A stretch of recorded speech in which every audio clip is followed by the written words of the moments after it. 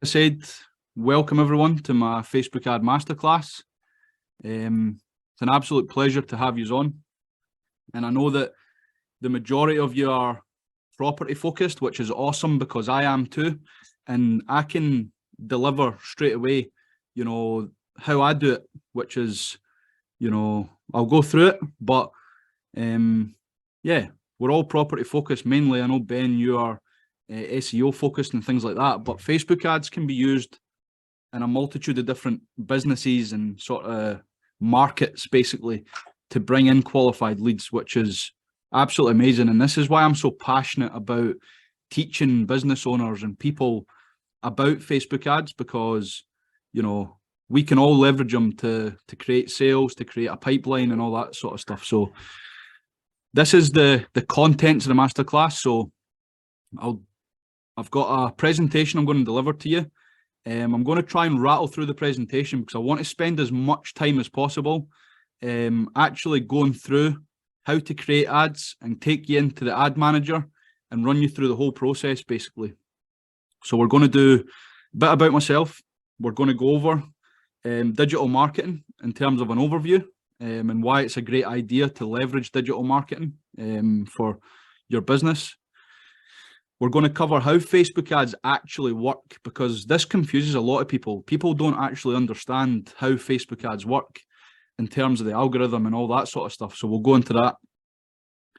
And then we'll go into, like I say, a sort of live session, and we'll finish with a Q&A. So I'm hoping to leave 15 to 20 minutes at the end. That's a target for questions.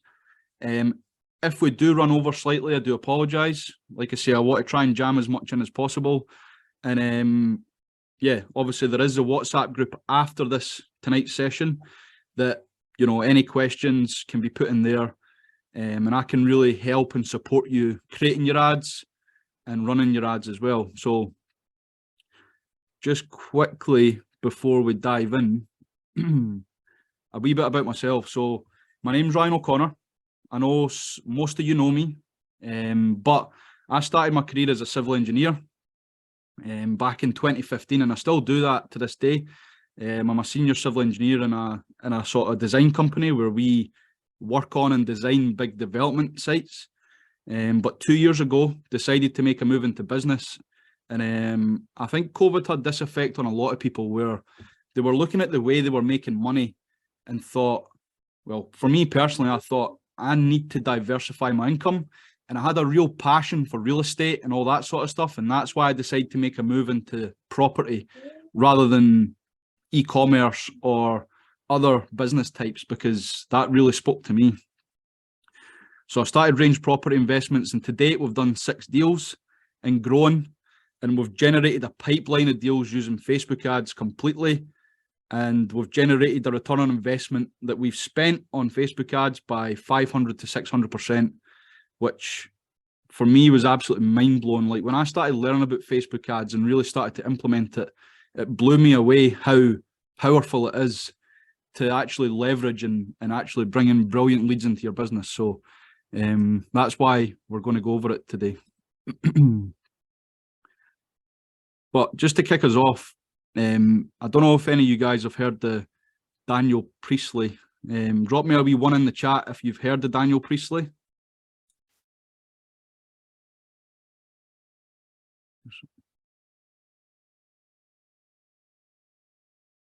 2 seconds, the screen might jump a wee bit here. I'm just trying to get the chat function.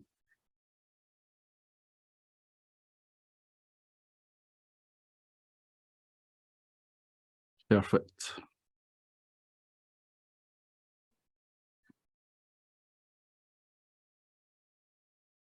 Yeah, I'll try and keep the chat here. So yeah, Daniel Priestley is a serial entrepreneur basically. And this is one of my favorite quotes from him, is that everything is downstream of lead generation.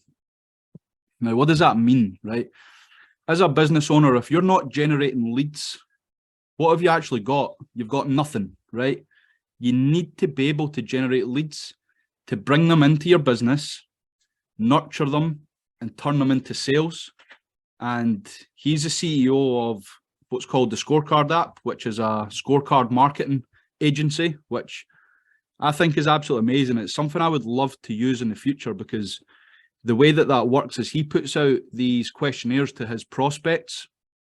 They answer the questionnaire, and then what that means is that he gets so much data back that he knows that they're qualified to do business with him. And yeah, it's absolutely amazing. So if you don't know who he is, definitely check him out. Absolutely phenomenal entrepreneur. So just before we really get into the digital marketing overview, I just wanted to sort of go over the funnel that I use, that we use at Range Property Investments. And what I mean by funnel is, like, a lot of marketers talk about a funnel as in, like, you know, like you can see there, this sort of funnel shape that comes down and it narrows down, basically, whereby, you know, you're getting sort of cold leads in at the top, then they become qualified prospects, and then they become customers. And but understanding your funnel within your business is critical, because the funnel is effectively the sales process, right? So for us at Range Property Investments, we run Facebook ads to bring in the qualified leads. These leads then go into our CRM system, which is HubSpot. We use HubSpot. I know there's many CRM systems on the market, but, you know, I'll go into this later, but utilizing a CRM system is critical, I think, for any business, especially when you're bringing in leads through digital marketing, because it's a great way to manage them. And then from there, we then have a phone call with the prospect, and that's where our sales process really kicks off, as we nurture them towards doing the deal with us, basically.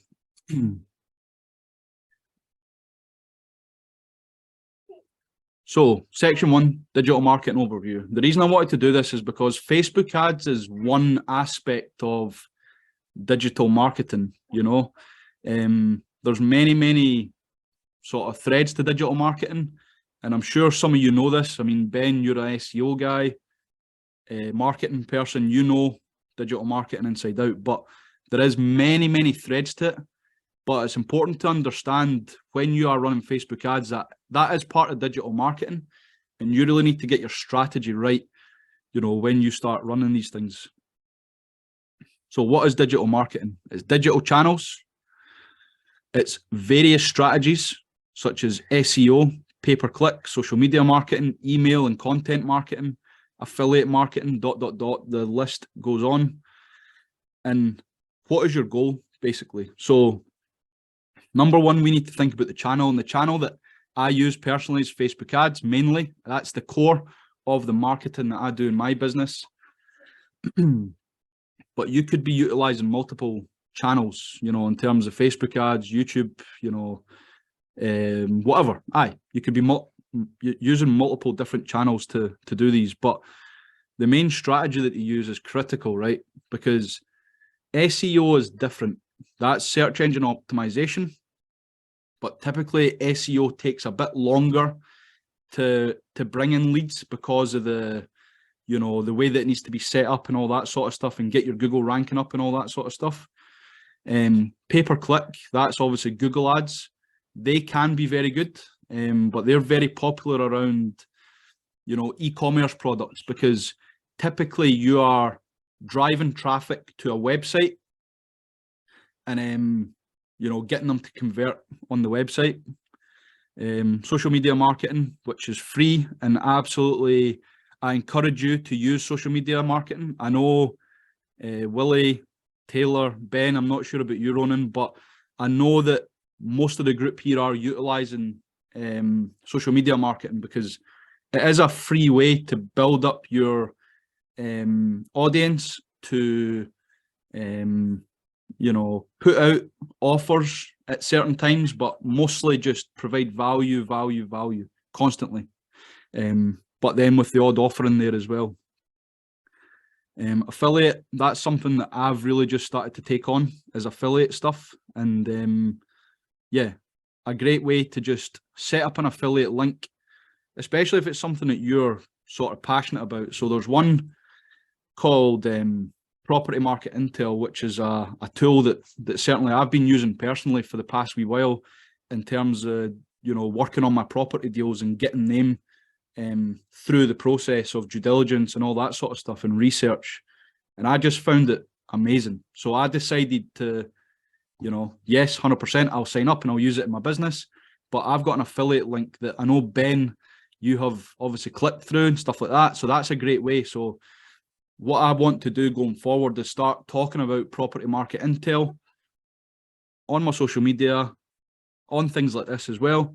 And ultimately that can also drive sales for me. So if you go through my affiliate link, I'll get a percentage if you sign up, etc. Right? And that can be done not just for things like that, but products on Amazon, a whole raft of things. So definitely look at affiliate marketing, especially for things that you're passionate about and things that you actually use in your business, because ultimately you become an expert in actually using it. But then the critical point to digital marketing is, what is the goal, right? In terms of goals, you could have goals like building your brand awareness, you know, driving traffic to a website to convert and buy your products, to generate leads, to generate sales as well. So work out what the goal is in terms of your digital marketing. And ultimately that will be used in your Facebook ads, because you will want to focus in on that goal. And I'll show you when setting them up that you can actually pick a specific goal for Facebook to actually provide to you and give you. So why digital marketing versus traditional marketing? Number one, wide reach. You know, digital marketing has the power to reach the global audience. You know, you might not always be marketing to a global audience. That's maybe the goal in the future.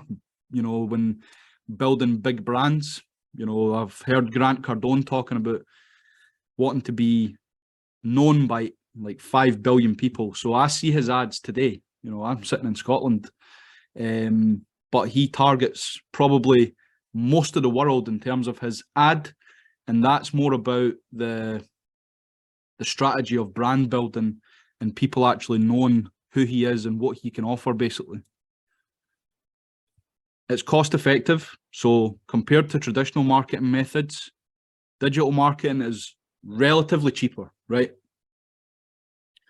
So yeah, and Ben, I just seen you chat, might as well make money when you're recommending something. 100%, totally agree, right?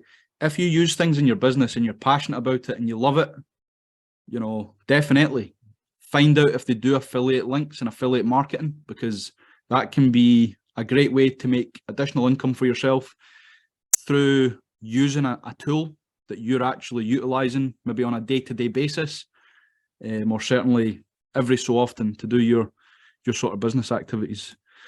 But yeah, cost effectiveness. And in terms of return on investment, you know, I'll show you the return on investment that I'm making through running Facebook ads. But typically when you're running sort of traditional marketing, it's very, very difficult to gauge the return on investment you've got. Like, I've heard so many entrepreneurs, I'll give you an example. Billy Jean is marketing, right?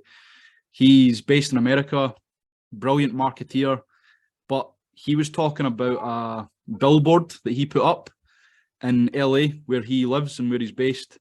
And, you know, as much as the vanity of having a billboard up in his city, which, you know, he absolutely loved, he admitted that he could not track the return on investment that it made, because it cost him like $40,000-$50,000 to actually get the billboard up there for a certain amount of time. So it was a lot of money invested. How much did he make back off it? He doesn't know. I don't know. No one knows. It could have been less than what he spent, could be a lot more than what he spent, but just don't know. So, and the third point is that they're very measurable, right? This is, I would say, one of the most critical parts to being able to run digital marketing like Facebook ads, right? Because we can measure the results to the nth degree, basically. Which obviously, you know, in terms of business owners, it can drive decisions that you're making. And I'll go over that in the ad creation part and what you maybe should look for. in terms of the stats that you're getting back, but measurable is an absolutely critical part to why digital marketing over traditional marketing. And like I say, traditional marketing, whether it be leaflets and bandit boards and billboards and, you know, all that stuff, it's very hard to measure what it's doing, you know, how much is it costing you per lead that comes in and all this sort of stuff. And we'll talk about why, you know, that is very, very important when it comes to your digital marketing as we go through this. So I just wanted to throw this in here and essentially, like, how much does it cost to reach 1,000 people using Facebook ads today, right? How much is it costing me versus traditional marketing? So this here just signifies how much it will cost me to reach 1,000 people using traditional methods. So the example that I've sort of done research on is leaflets, right? So I've went on and created 1,000 leaflets of decent quality, and I've got a company to go and personally deliver them for me, because I'm the business owner. I don't want to be doing the day-to-day tasks, as you know. So yes, someone's going to deliver them for me. So that came back at over £100 to reach 1,000 people, right? You can see here, my current cost to reach 1,000 people using Facebook ads is under £13 basically, right? So what does that mean? Like, the reason it's crazy, right, is because Facebook ads, you can target people so specifically, and I'll tell you about this later as well, but typically the people that Facebook shows your ads to after a certain amount of time are the right people. Facebook won't show your ads to the people that it won't think will actually interact with your advert, basically. So the difference is that you could spend £12.50 to get in front of 1,000 of the right people, or largely, I'm not saying every single 1,000 people that's shown your ad is the right person, but versus traditional, where you could, you know, get 1,000 leaflets created and delivered and all that sort of stuff, you've just spent £150. But the 1,000 people that get your leaflet, you know, a very, very small percentage might be the right person if you're lucky, if it lands in the hands of the right person. But the chances are, you know, most of the leaflets will get binned or whatever. And I've had personal experience with things like that where, you know, I've put my company's leaflets in certain shops, etc. And yeah, they've been put in the bin basically. So so yeah, 100%. Spending £12.50 on Facebook ads, I would 100% do, more than just creating leaflets and stuff like that. You can still get leaflets created because it is good to have different marketing strategies and stuff, but, you know, invest your money into digital marketing and you'll get in front of more of the right people than you would in terms of the physical side of marketing. So this is where I want to get some input into the chat, right? So what is a qualified lead? So you guys that are on this, tell me in your words what a qualified lead is, in your own words.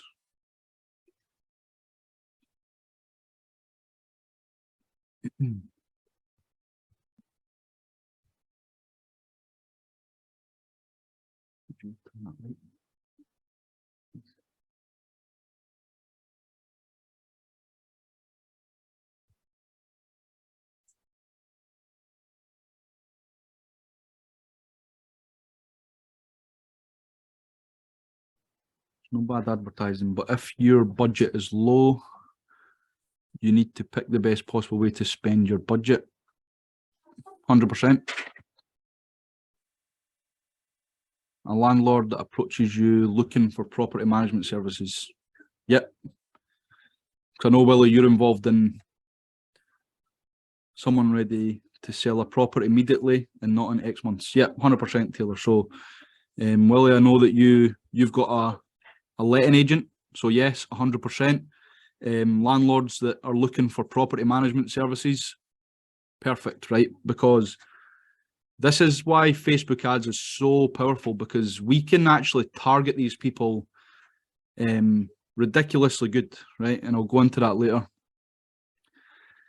Someone sell to read a property.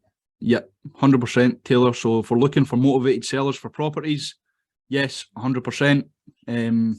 Yeah, we can tailor the ads and get very specific about who sees them and who wants to interact with them. Yep. So the right person wanting to buy my product now, 100% Ben. Someone who's met a predetermined set of criteria that was predetermined before. Someone who's met a yeah, exactly, Ronan. So, you know, a qualified lead for, as you can see what I've read out in your answers, like for Willie, it's property management, so it's different to Taylor, because Taylor, I know you're a property buyer, investor, trader. Ben, obviously, you've got your marketing, you've got your SEO stuff, you've got products to sell. Ronan, I know you're involved in property. I'm guessing investment and trading, so yeah, 100%. And no, don't be silly. You never wrote it. Shit. But you're right. It's someone who has a predetermined criteria. So for me, I'm running ads for tenanted properties. So for me, a qualified lead is every time I pick up the phone, the person I'm speaking to has either one tenanted property or they've got multiple. And that is the case in my experience from running Facebook ads. And that's why I wanted to teach it to everyone else as well, because if we can get your Facebook ads working and you can speak to the right customers, you will be able to get the results that you're looking for. And ultimately, there is a sales process behind every Facebook ad and every company. And it varies depending on the person behind the company and everything like that. That's given. But if we can get the qualified leads coming in, that is half the battle in terms of actually talking to the right people and selling your products or selling your service or whatever it might be to the right people. So I'm just going to click through these. So how does the algorithm actually work, right? So a lot of people get confused by this. They don't really understand, you know, that Facebook is essentially a massive AI machine. It is an algorithm that runs in the background. And yeah, you know, understanding how the algorithm works, especially when it comes to running ads, is critical, because as I'll talk to you about property ads, right, we can't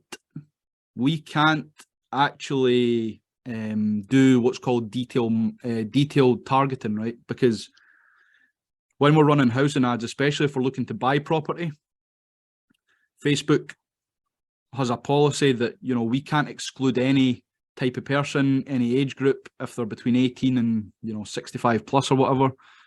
But for example, Ben, if you're running your marketing or you're actually running Facebook ads to a product, for example, you can do the detailed marketing, detailed targeting, sorry, that will exclude certain people from actually seeing your ad, which is, like I say, so powerful.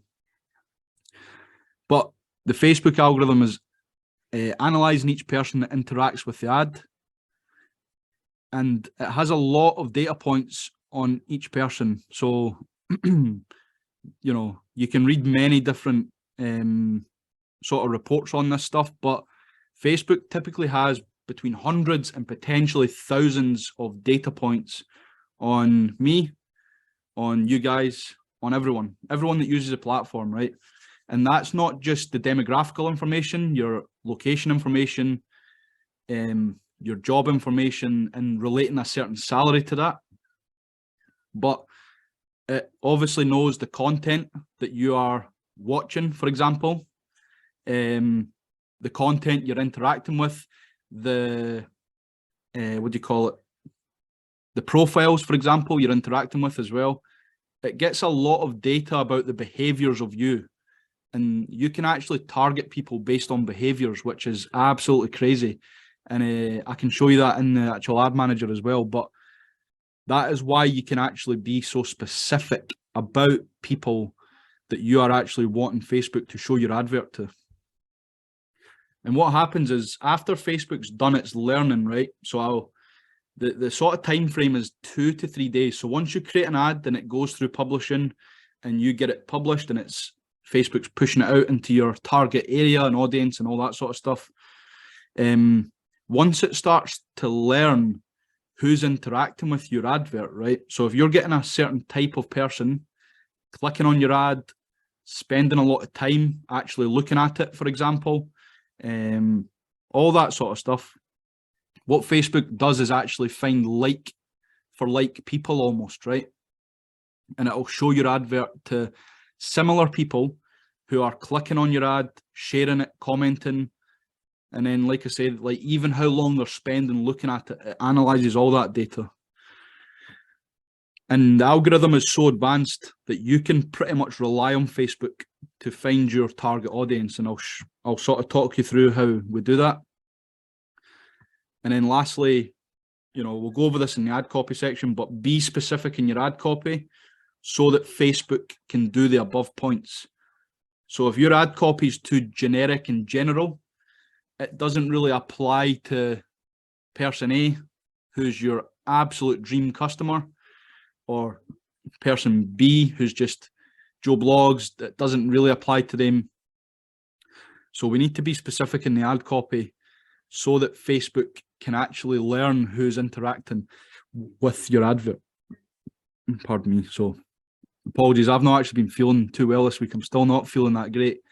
So I apologise if my voice starts to break or it goes or whatever, but I'm trying to power through this. And the targeting you can do is so powerful.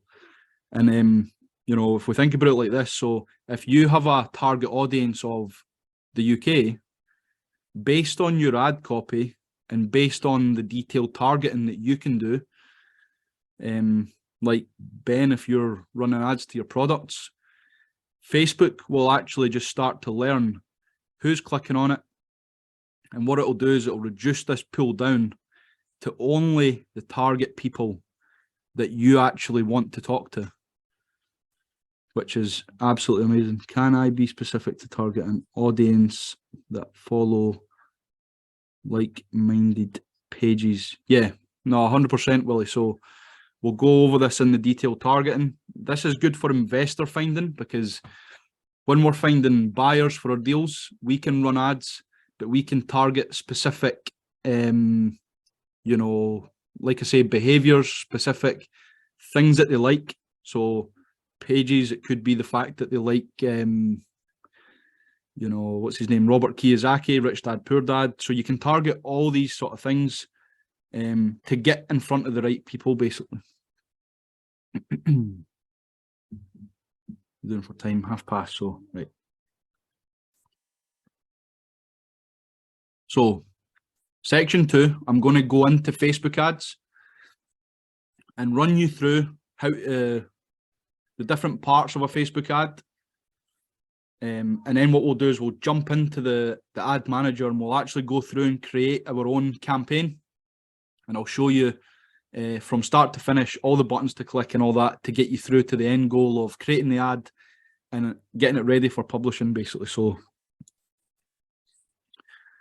So why is running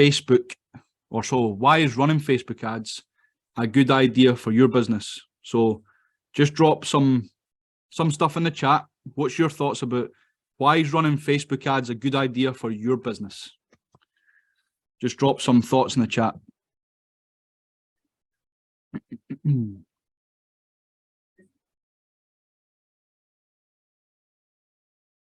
Attract new landlords, 100%. And tenants, yep. Cost-effective lead gen, saves time, 100%. Absolutely.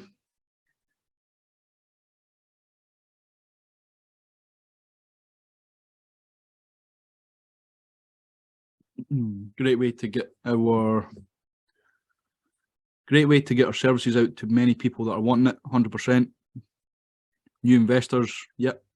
Return on investment, 100%. So yeah, you've hit the nail on the head. Like, there's so many good reasons for you know, I know there's great reasons for me, but I know there's also great reasons for you. And ultimately that can be a game changer for you and your business and bringing leads into it. Add more likes, shares, interaction to our content, rather. Yeah, 100%. If that's your goal for your digital marketing, your Facebook ads, then 100%, you know, getting more likes and shares and interaction can definitely be done by running paid ads. And just a quick one, like, I speak to so many people and they say, oh, I boosted this post and I've done this and that. Like, do not boost posts. I'll say that now. Like, do not boost posts, because what Facebook does, see, when you boost a post, it actually just shows it to a random audience. You know, a random audience that doesn't or isn't likely to be relatable to what you're actually providing in terms of an offer. So do not boost posts. It is not a way or a great way to actually get your ads out in front of the right people. So this, for me, so this is a screenshot I've taken today, just about an hour before we came on to the masterclass tonight. And, you know, a couple reasons there that you guys have said is 100% the reasons that I love running Facebook ads for my business, right? So Ben, the return on investment, yes.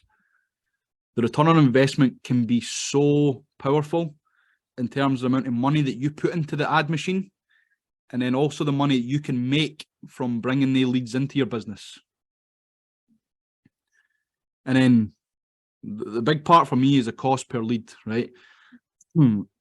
Cost per lead that you can generate using Facebook ads. So mine's for tenanted there, £13.77. So I literally pay £13.77 to get one tenanted property lead, right?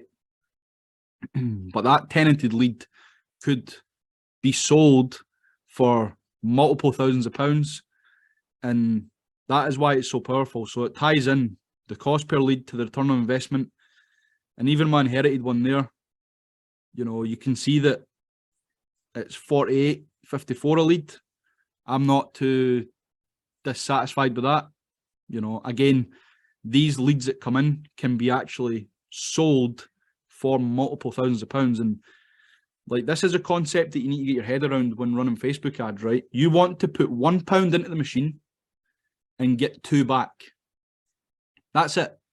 If you can put £1 in and get 2 back, or 3 or 4 or 5 or 10, Facebook ads can be a absolutely phenomenal return on investment for you. And the sort of, well, not the trick, but the key to this is that if your product or service, and I know we're involved in property and marketing and things like that, so our products and services are typically what we call high ticket, right? Which means that we're charging 3, 4, 5, you know, upwards thousands for what we are bringing to the table. So that is why it's so powerful, right? Because if you can even bring in leads for £100, say, you can actually trade day leads on and sell them and make money from them, you know, ridiculously higher than what you've actually paid for the lead. So that's something that we need to keep an eye on when we're running ads, is the cost per lead, because that'll show you why, you know, or it'll show you the fact that your ads are profitable and that you're actually been able to generate more in sales than what your leads are costing you.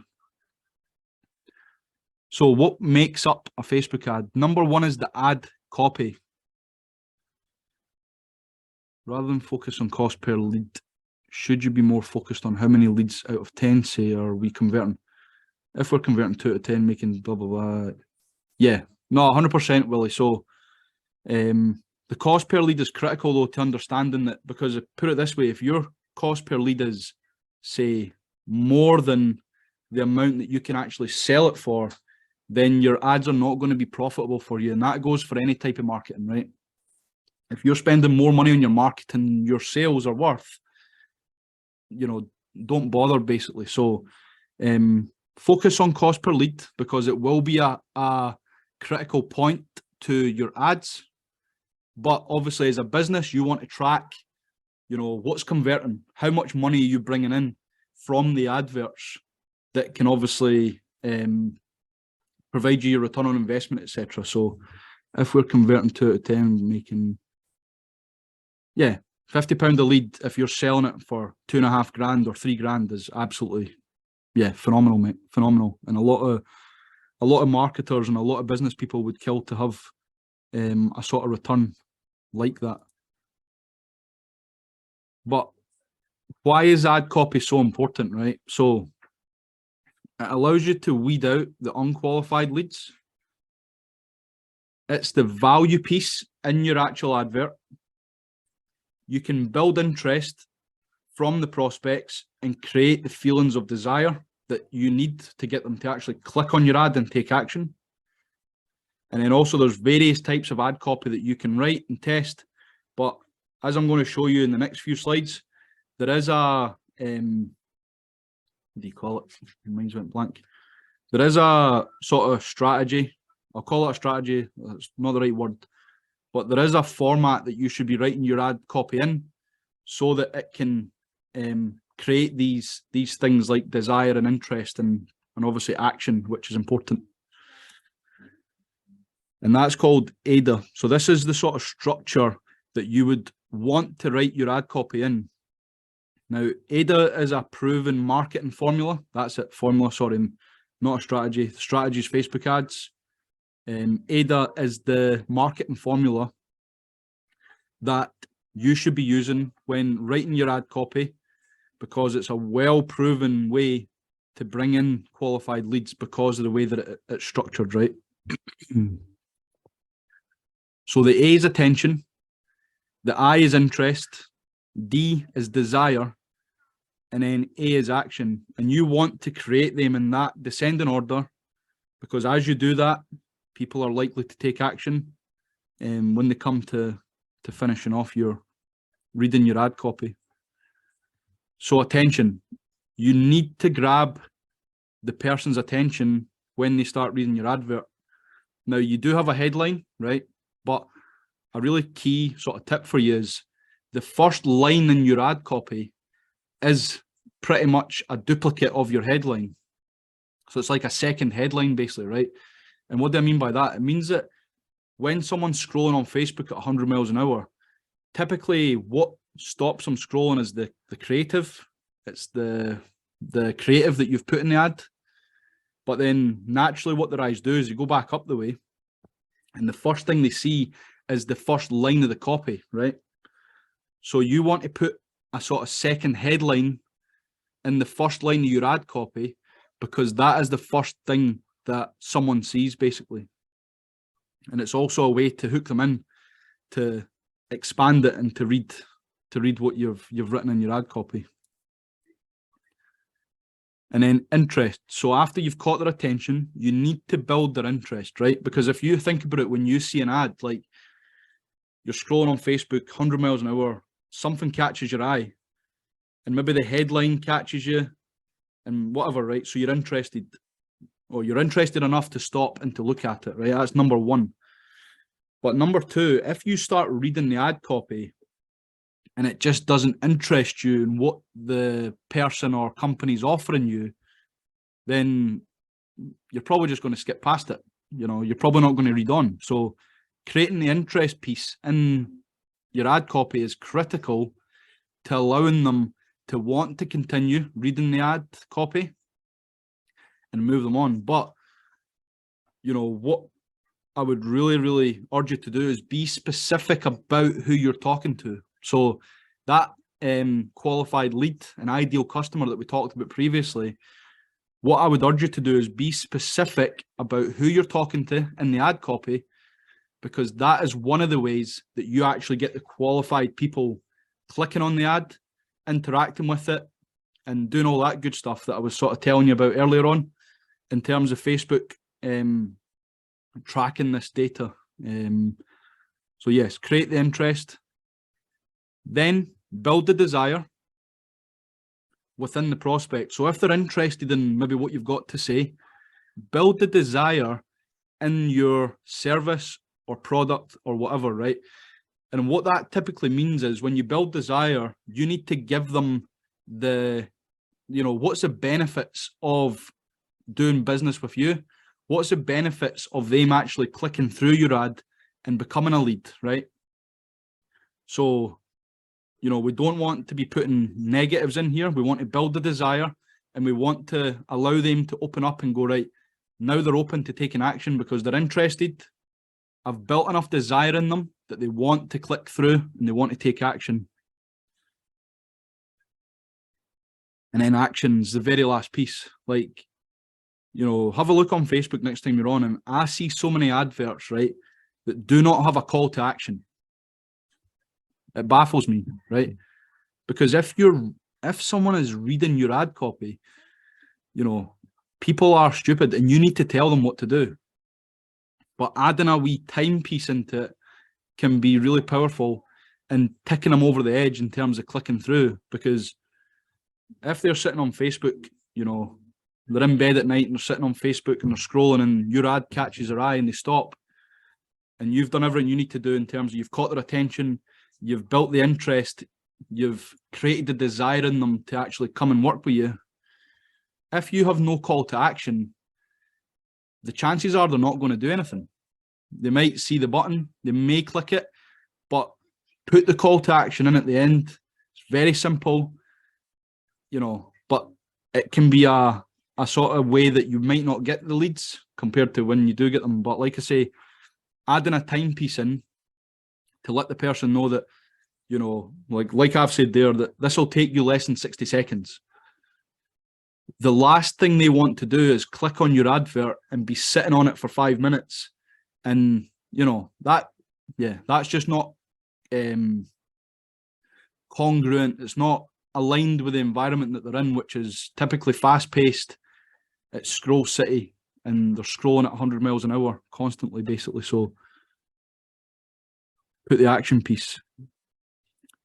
And then the second part is the creative. So I'm just going to quickly bash through this. So there's different types of creative that you can include. You can do still images, like what I've done here. You can do videos, which, I'll talk to you a wee bit about my thoughts behind, a still image and also videos. But videos can be very effective if it's a well-known person because they're recognizable. They've got a big global brand, for example, right? But typically, if you're unknown in the world generally, out with your network, videos can be difficult because people don't recognize you. They might not want to stop and, sit for the 2 minutes that you've got to say something and put that value to them and also make them an offer. But still images can be a great way. So this one is called the pattern interrupter, basically. So what you want to do is create a still image that is, opposite to the environment that Facebook is. So if you go on Facebook on your laptop, on your phone or whatever, what color is it? It's white and blue. Like, it's just, that's the environment that it is. So create still images that are red, yellow, varying different colors, because that can be a real critical part to actually getting people to stop. Because like I said, they're scrolling at 100 miles an hour. If they see a big red box, the chances are they're going to stop. And then just remember that the people that Facebook is showing your ad to, they're already fairly qualified because Facebook's showing it to like-minded people, similar behaviors, etc. They're in your target market. So putting the sort of big red box can be a great way to actually just get people stopping. And then you can put a sort of headline in it as well that sort of grabs their attention and gets them interested in what you're doing. Stock images can be also very good. So this one here that I use to target landlords works pretty well in terms of you know, what you're doing here is tapping more into the emotional side of the person that you're actually trying to target and try to talk to, right? So when you're thinking about your ideal customer, what you really want to do is, you know, really note down their key pain points, right? And I know now, after speaking to loads of landlords and loads of, you know, portfolio landlords, etc., that one of their main sort of pain points is not wanting to evict the tenant, right? So putting a stock image that sort of signifies and brings out that emotion in them, that frustrated, sort of guilty emotion that they don't want to feel, they do feel it because they don't want to sell, they don't want to evict their tenant to sell the property.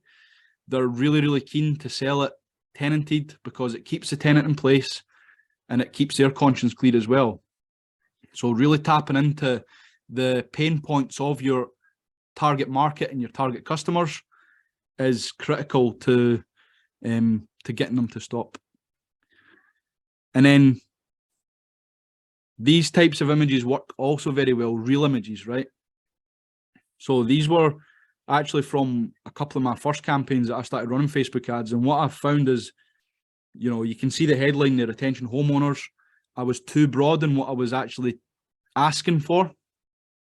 So I think I've done one deal out of all the leads that I got, but the images got a load of clicks and a load of interaction and all that sort of stuff. And that is what you want in your ads. So what I'll show you when we go into the ad manager is you want to break up your ads into different ones so that you can test different images, videos if you want, but really you can use the same campaign, but break it up into multiple different adverts and test different images, and you will see when you get the data back what people are clicking on, what's stopping them, and ultimately that can drive decisions in terms of turning off certain ads and keeping certain ads on and pushing more budget into them, for example.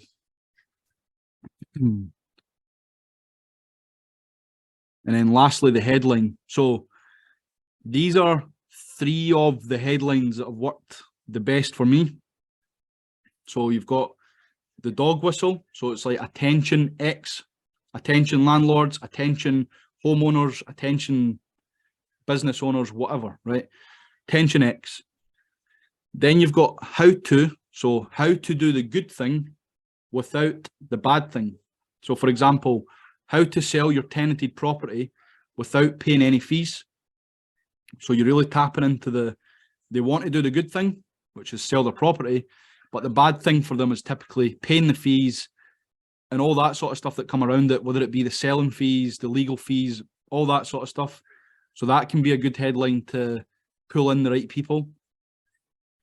And then the one that works best for me is sell your X in X days, or sell your X in, you know, X weeks or whatever, however you want to frame that, right? You know, if you look around estate agents when they're putting the stakes in properties that they've sold, quite often if they've sold quickly, they'll put a wee sticker on it that says this property sold in 7 days. You go back weeks later and the sign's still there. So what are they doing? Like, they're driving the marketing. People will see that and go, all right, okay, so they've sold their property, you know, very quickly through this agent, whatever. That might sort of spur them on to go and want to list their property with that particular agent. So sell your X in X days also works very, very well. And these are some examples of ads that I'm just going to skip through for now, because what time are we on? 51, yeah. So I do want to get into the ad manager and go through all that with you guys, but we can go back to them at the end. But essentially, just before we jump into the live demo, there's a few sort of housekeeping things that you will need to be mindful of when, you know, running Facebook ads. And this is them here, basically. So this one here, create a business manager account. So what you want to do is go to business.facebook.com, create a business manager account, and this will be the basis from which you can start running your ads in terms of your ad manager. Create a new ad account. So when you create your business manager, you'll need to then create a new ad account. So go into the manager, add accounts, and then you'll need to add one in and go through that process and get that added. And then something I'd really recommend as well is inputting your ID in business verifications, right? Because when you're brand new to running Facebook ads, what they really want you to do is build the trust with them. So if you create an ad account, for example, and you don't put any of your ID or your business verifications in, such as your registration number and all that's just general admin things that you've probably got on record for your business, Facebook will find it very difficult to trust you and trust that you're not a scam. So, you know, I highly recommend that you go in and create your ad account and add your business verifications. And then in terms of spending, start spending slowly, right? If you go in and you create a brand new ad account and you start running ads and you plow, I don't know, 100 grand into it, Facebook will likely think you're a scam and it will just close it down. It won't allow you. It will just close you down. Very, very hard to get back your ad account if Facebook thinks that you're some sort of Ponzi scheme or you're some sort of scam. So start spending slowly, build trust with the Facebook's ad manager and the platform, and you can then increase your budget if you want, you know, over time, basically. So yeah, start spending slowly, because if you don't, Facebook may sort of think that you are a scammer. And then add any people and permissions. That is if you're getting it outsourced. Now, one of the key points that I want to tell you is that it's critical to be able to understand yourself how to actually run and manage your Facebook ads, right? Because if you can actually understand that and get good at doing that, you can then pass off your ad account to a marketing agency, but you then understand the process that they need to go through to actually run your ads and bring you in the leads that you are looking for. So add your people and permissions. And then the final point is add a pixel if needed, right? So, you know, we'll go through this in the ad manager, but yeah, I'll go through this in the ad manager because it does differ depending on the types of ads that you're running. And the pixel's not always needed. It is needed if you're going to be directing traffic off of Facebook onto a third-party website, like a landing page or an e-com website, to buy things or to convert, basically. And what the pixel does is it collects that data. What dimensions of the ad image? Yeah, so I'll go into that, Ben, when we get in the ad manager, but you want to make it the square sort of Instagram post, 1080 by 1080, I think it is. But yeah, we'll go into that when I show you the ad creative tool that I use as well. So let's go into the live demo. What I'm going to do just now is I'm going to stop sharing just while I get my screen sorted in terms of, excuse me, my ad manager.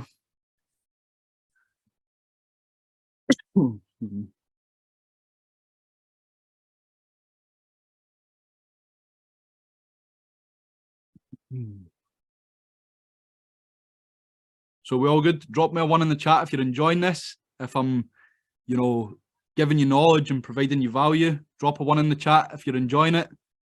That would be awesome.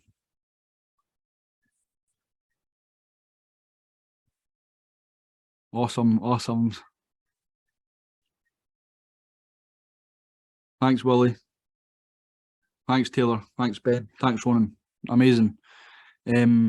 This is why I wanted to start running these Facebook ad masterclasses, because I've understood for myself how much it's been a game changer for my business and building that pipeline of deals in my property business that, you know, we can then work on and push through into packages, into potential investments, etc. So yeah, 100%. And let me see. I can pull that. Ads manager here.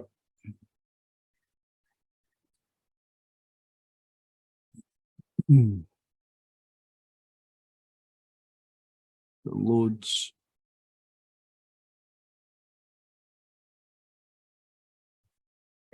Oh, excuse me, sorry.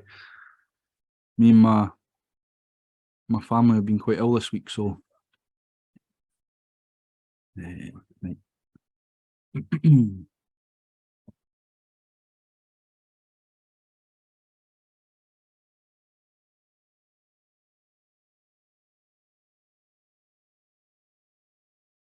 Right, I'm going to reshare my screen again, guys, so bear with me 2 seconds.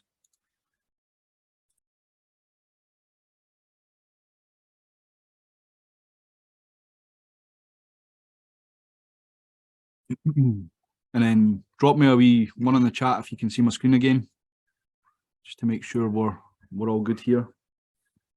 Perfect, thanks, Willie. Cheers, Ronan. Cool.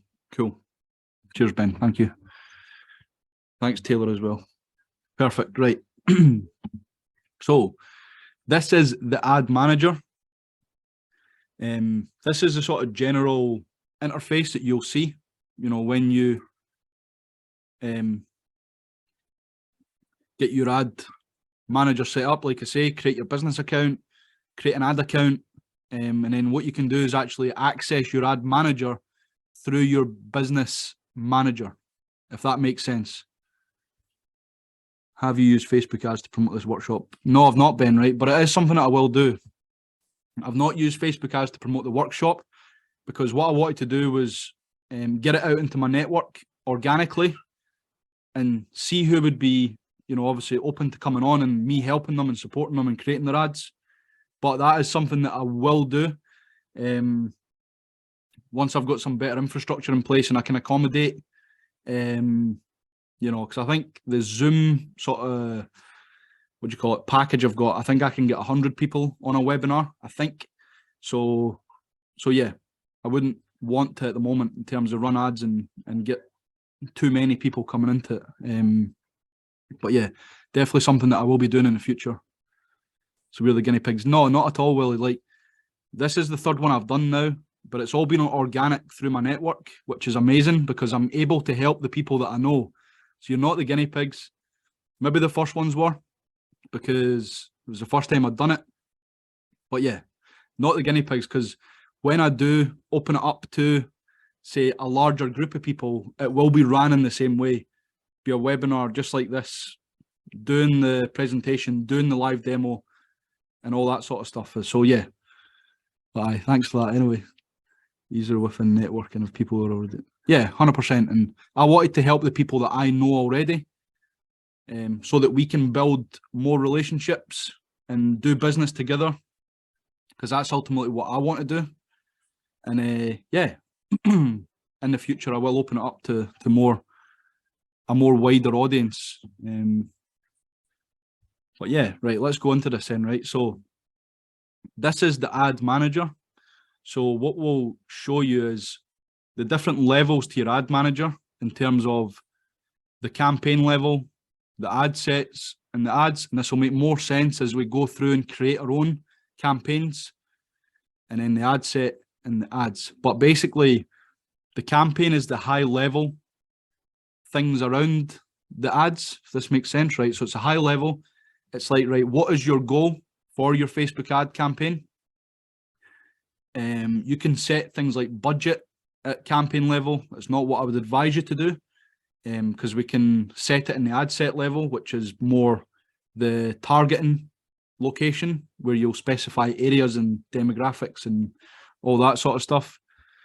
And then obviously you have your ads as well, which when you create campaigns, you then will have certain ad sets associated to the campaigns. And then within the ads, you will have a certain amount of ads based on a campaign. So let me just show you like my two current ones that I've got going on at the moment. So we'll go tenanted properties. So click on that there to select it. So if I click on ad sets for campaign, so you can see here that, you know, for my tenanted property campaign, I've got one ad set. So that means that I've got one level of targeting for this campaign. And yeah, you don't need multiple different ad sets within a campaign. You can do, but it would get pretty complicated. But in theory, what you could do is say, if this ad set was targeting just say Edinburgh, you could create another campaign, another ad set that say targets Glasgow or, you know, whatever. But typically within your ad set, you can add in different locations that you are looking to target. And that's what I would advise you initially, is that don't overcomplicate this. You don't need to. And then if we drill down into the ads, you can see at the moment, I've got 2 active ads, but I actually started the campaign running 4 ads. And I'll talk to you a wee bit about the reasons why you do that. And then you can see some of the data here. So you can clearly see which ad for me that I've still got running is bringing in the more leads. And then, yeah, I'll go through the how to set these up sort of custom as well. If we come off this one, but you can see how many iterations of ads that I've created. So a lot of this is testing and measuring, seeing what works. And that's why we want to test different creatives, because that can be an indicator for what we can see works. And then what do we do now? We put more money into that because it works. And ultimately that will help push it forward and push it further out. So let's go and create our own campaigns.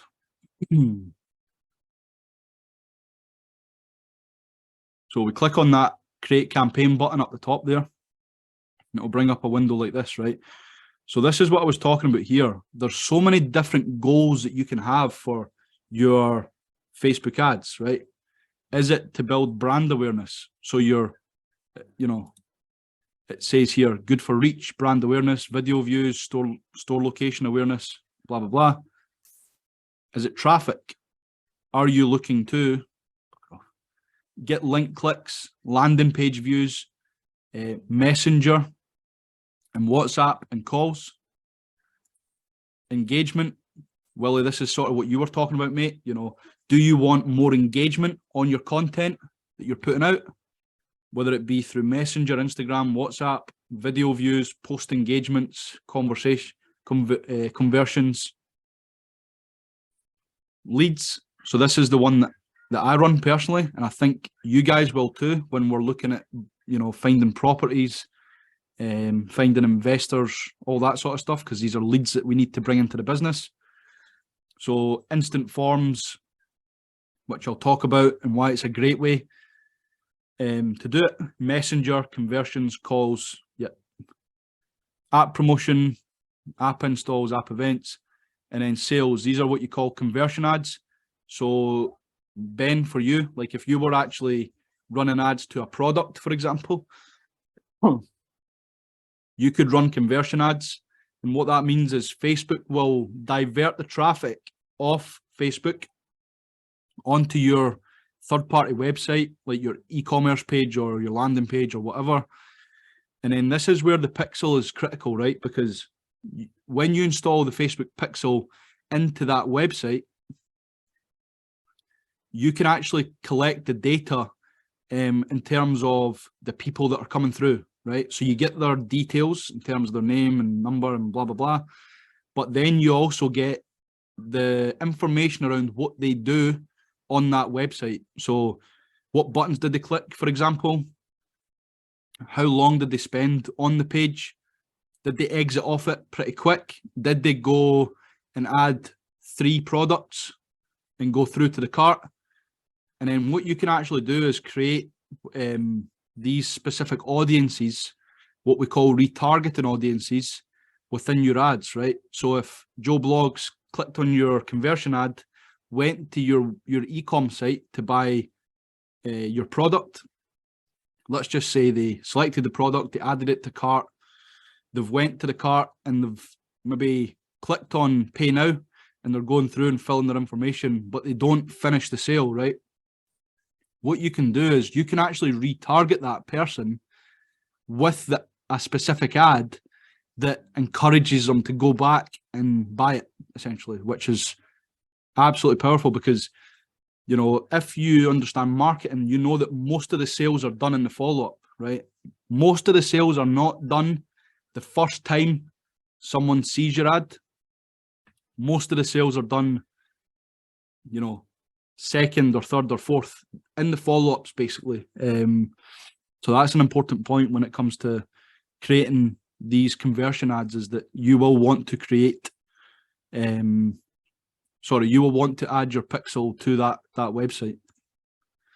So if we click on leads and then we go manual, so you can tell Facebook to tailor it and all that sort of stuff, but you know, I've tested this myself and it just puts, I don't really know, but it puts a lot of sort of obscure points in to your campaigns, and I've never found it to be that great.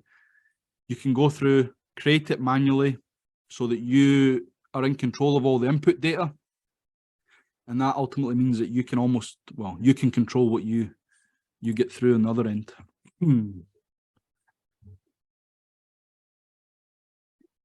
So you can see that it's created this new leads campaign here. So once it loads, we'll get a page up like this. And this is now where we're in the ad creation stage, right? So we're at campaign level. We've then got ad set level. We've then got the ad level, right? So if we call this Facebook ads. So you could call this whatever you want, but one thing I'll say is be very specific about the way you name them, right? Because as you've seen on my ones, after you start running ads for a wee while, or for a while, you will have multiple different campaigns, and it's critical to be able to look at it and go, right, identify what it was the purpose of it, what dates did it sort of do in terms of, you know, did you run it from summer till winter or whatever? You know, be specific about your thing. So we could say Facebook ad masterclass. What I would then say is cold. And what I mean by cold is it's cold leads, right? Because effectively when you're putting your ads out for the first time, it's going to be cold because people don't have the awareness of your brand, of you, of your service that you provide. So what I would say is cold. And then let's just say March 23. And let's just say we're going to run this through April 23. So, and you could even add in another sort of layer to that says leads, for example. So Facebook ad masterclass leads, cold, March, but you know, you could change this to tenanted properties, or for you, Willie, you know what I mean, change it to landlords, for management reasons, all that sort of stuff. So yeah, name it properly, and then what you can do is you can create a template, which I would advise, because if you know you have a certain target customer that you're looking to talk to, creating a template is just an easy way to go, right, if you're going to be marketing for, you know, property management things and things like that, create the template, and it means that you can quickly duplicate it for future campaigns and future you know, ads that you're going to run, basically. And then what we need to do is specify the special ad category, right? So if we are running ads for property related purposes, we need to click housing. So these are ads for property listings, home insurance, mortgages, or other related opportunities. So if we're obviously marketing for, you know, to buy people's property, then we need to click this, right?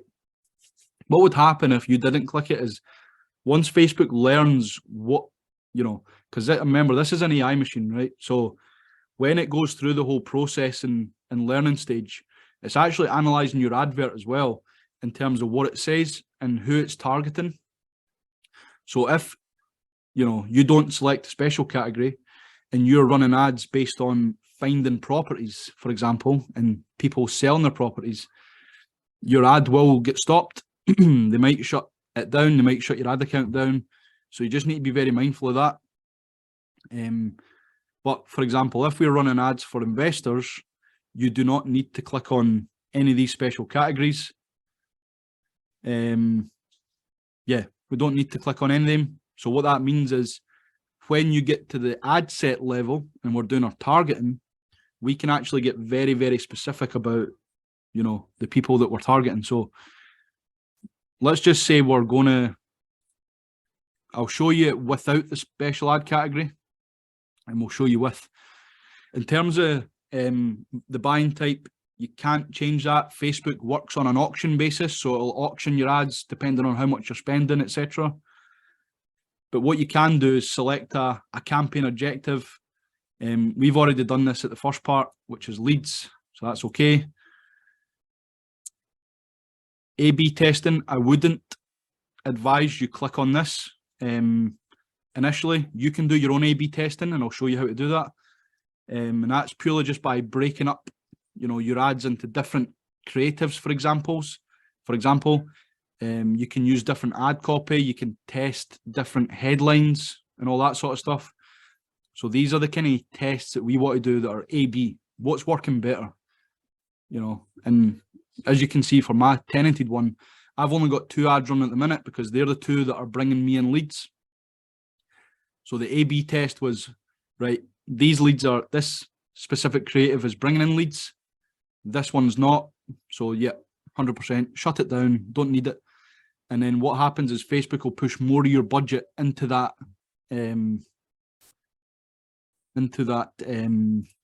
advert. So, and then don't bother with this advantage campaign budget stuff. Like I said at the start, if you click on that option for Facebook to do your ad for you, to do all this, all these buttons will be on.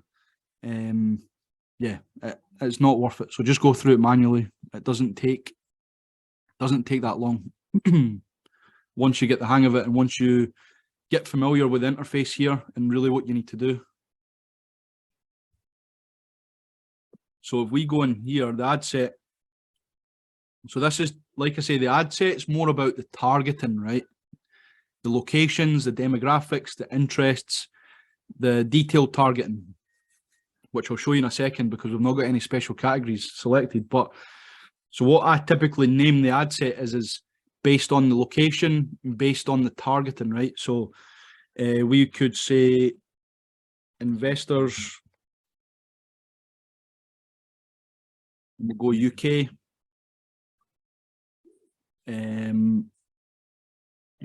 You can put the date that you're running it. So we could say March 23. And that could be it. So the ad set is more about who you're targeting and where it is. What's the location that you're targeting? And then I always like to put the date just so that when I look back on these things, I can see exactly when, that certain ad set was run, for example. And then what we do is come down here and we go through the conversion, right? So the conversion is the action that you want the prospect to do off your advert. Okay, so do you want them to go to your website? So if we click on that,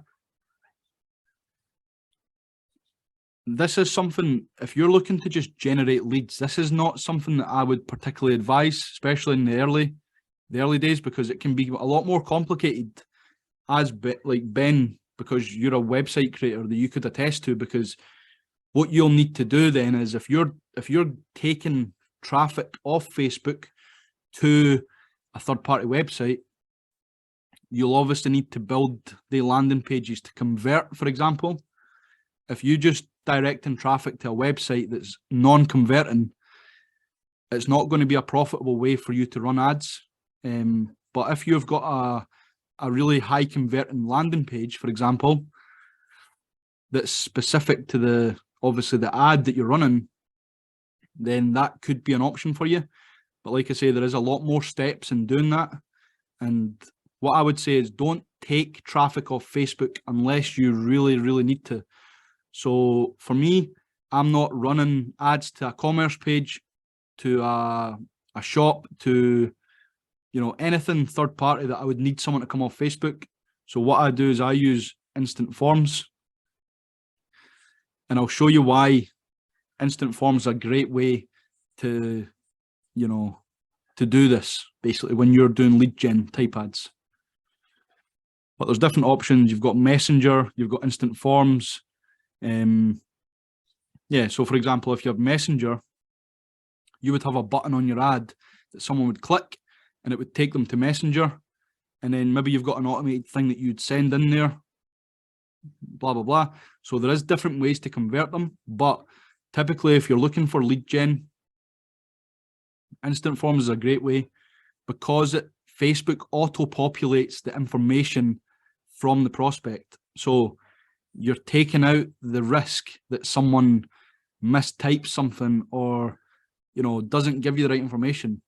Facebook will give you that, so you don't need to worry. And I think that's one of the powerful reasons why instant forms, you know, is great for, can you set the questions? Yes, 100%, Willie. So I'll talk to you about that. I'll give you my opinion on it. Obviously, it's up to you how you decide to set up your form. But yeah, let's go through it, and that'll answer some of these questions. So we'll go instant forms, and then what you need to do is put in a performance goal. So maximize the number of leads or maximize the number of conversion leads. So click on that one, because so what Facebook's saying for maximizing leads is we'll try to show your ads to the people most likely to share their contact information with you. But then this one here is we'll show your ads to the people who are most likely to convert after sharing their contact information with you. 100%, that's what we want, right?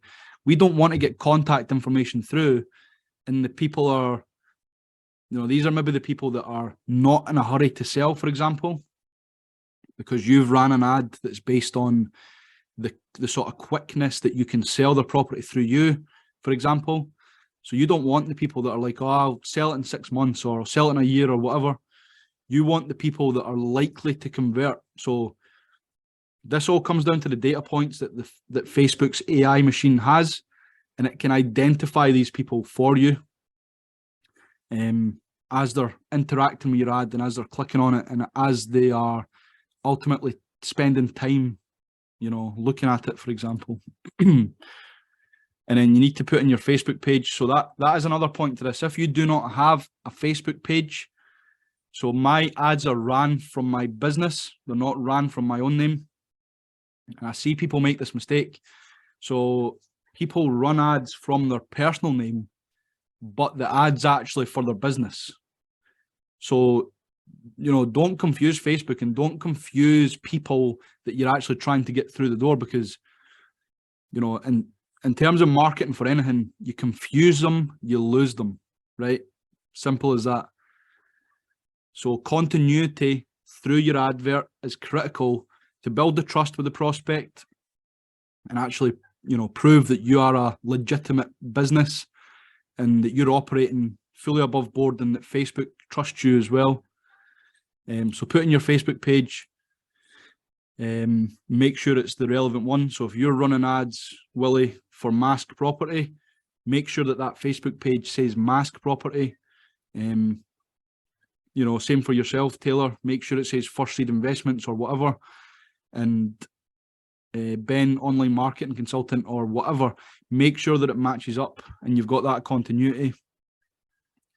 What you can also do is link up your CRM system to your Facebook ads, which again, I would highly recommend, right? Because when we're generating leads, if you've got a CRM system that's talking to Facebook, that's linked in here, what happens is as the leads come in through Facebook, Facebook will send them straight to your CRM system, you know, without you having to do anything, without you having to lift a finger. So Like I told you, I use a CRM system called HubSpot. So what happens is anytime a lead comes in, I've got an app on my phone.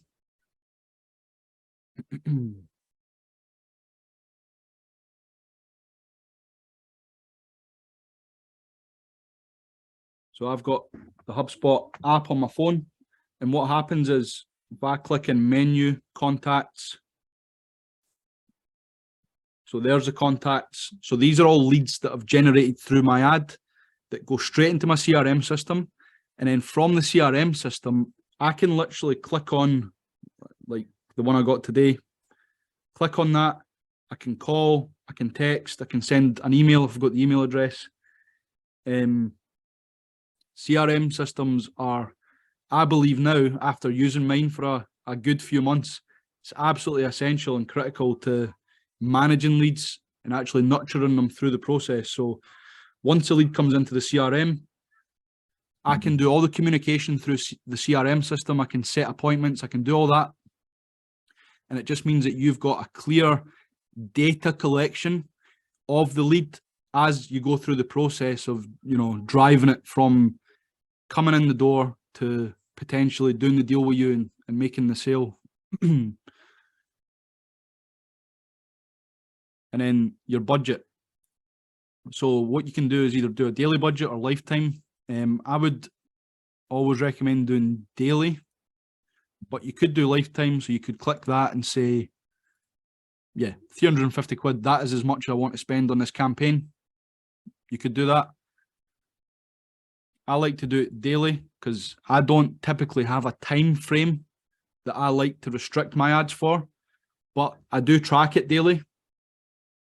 So for example, if it starts to plateau, I can then switch that campaign off, for example, and it, you know, so it's up to you. You can set a lifetime budget for a campaign and do it that way, or you could do it daily. In terms of cost, right, the cost is very relative to the area that you're targeting. So if we were targeting the whole of the UK, £10 a day is probably not going to do it as well as we would want it. You would probably be looking, I would say personally, at 20 minimum or 30 minimum per day if you're targeting the whole of the UK, right?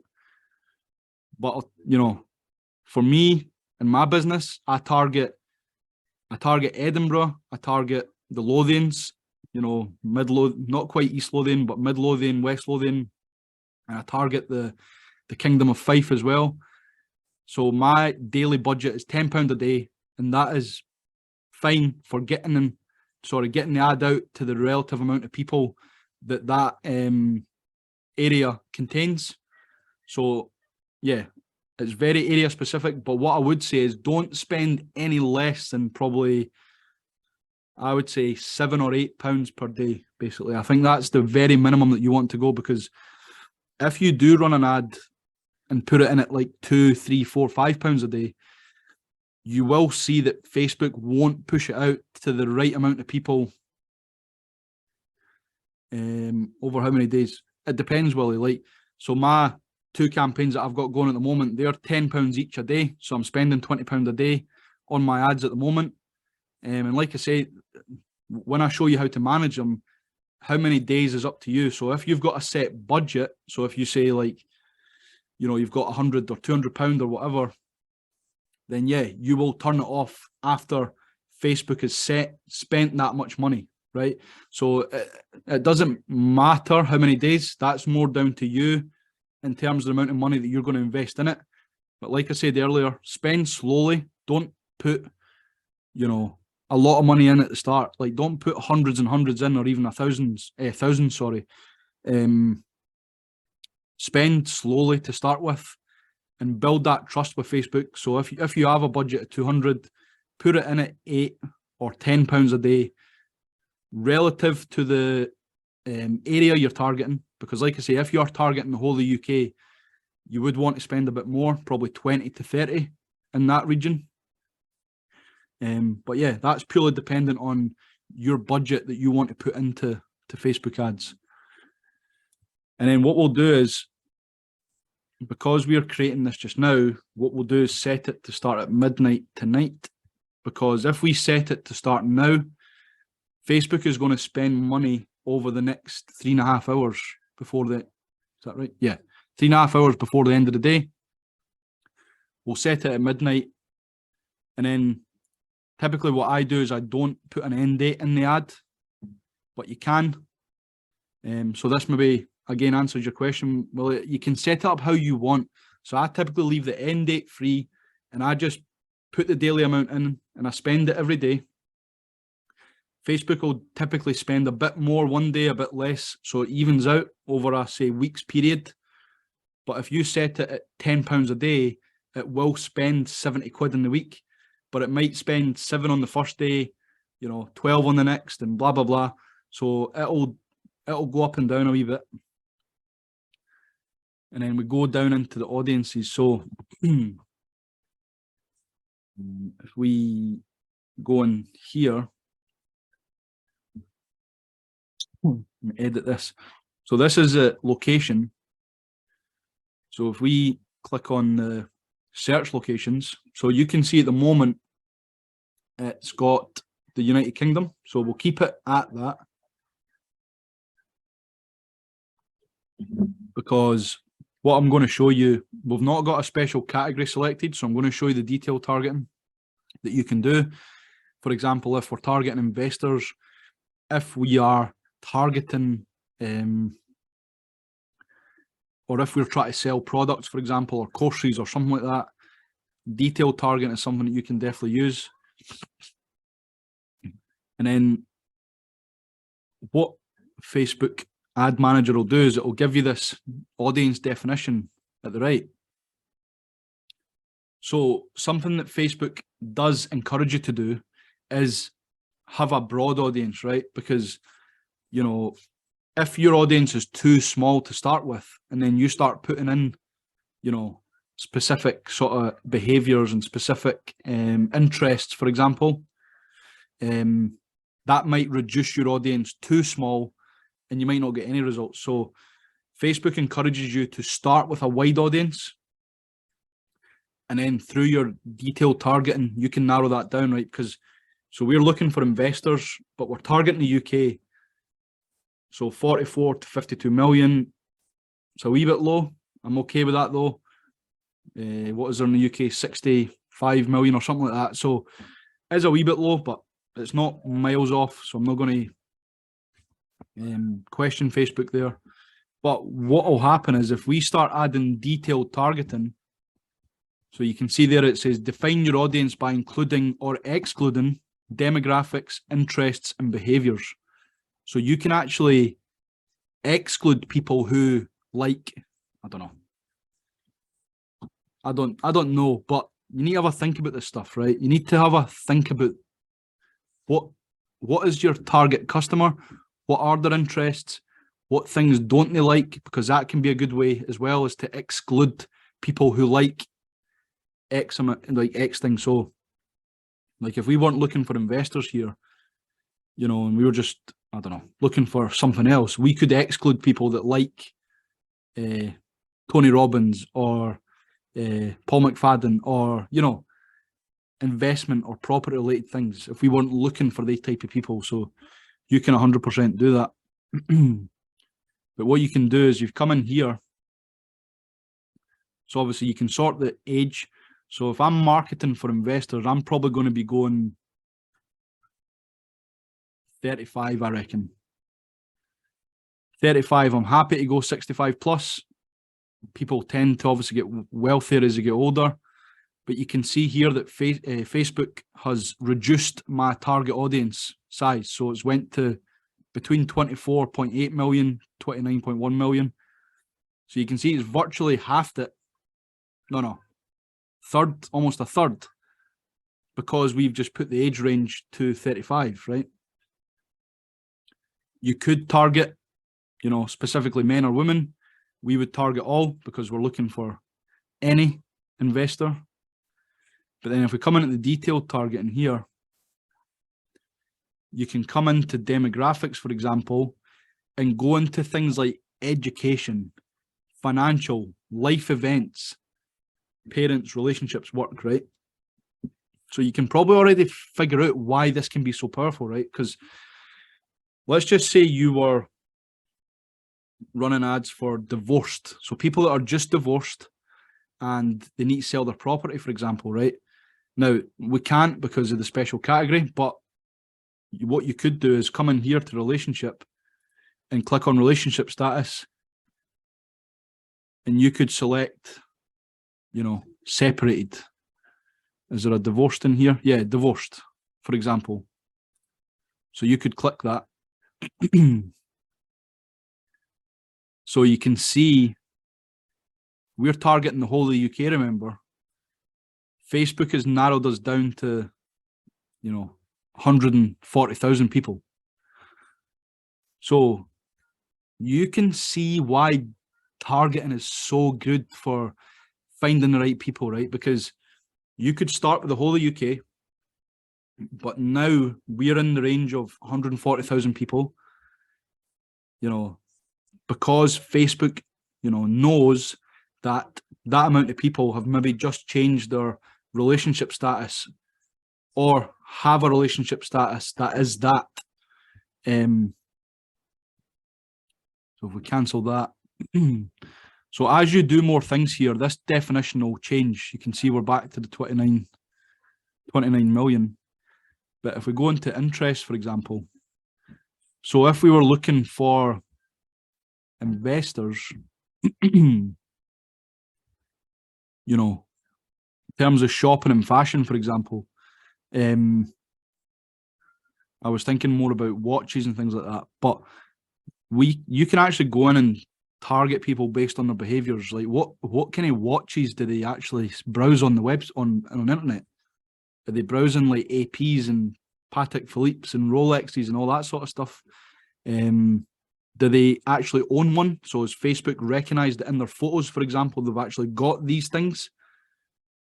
You know, aye. I'm absolutely blown away, like how specific we can get about targeting people, right? So what you want to do is create your what's called your ideal customer avatar. So what's their interests? What is their behaviors? What's their demographics? What education level do they have? What we can't target based on financial income anymore. You used to be able to. But again, that could be a good indicator, you know, to the type of interests and behaviors that your target customer may have. But yeah, you could go in here into business and industry. You know, it could be banking, investment banking.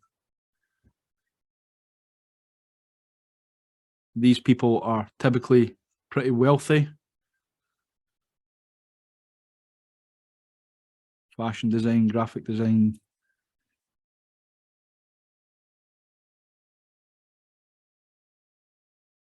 But you could say business and finance, because typically investors that we're looking for in property, you know, investors obviously come in all different shapes and sizes, but typically business owners can be great investors because they have businesses that are making so much revenue on tap all the time. And what do they do with that revenue? Any that's not used to obviously pay their staff and payroll and all that sort of stuff, and the tax man, a lot of them want to park that into property and invest it in assets that are safe, that obviously are likely to appreciate over a long period of time. And yeah, so looking for investors, we can definitely target people very specifically based on the type of person that we're actually looking to talk to.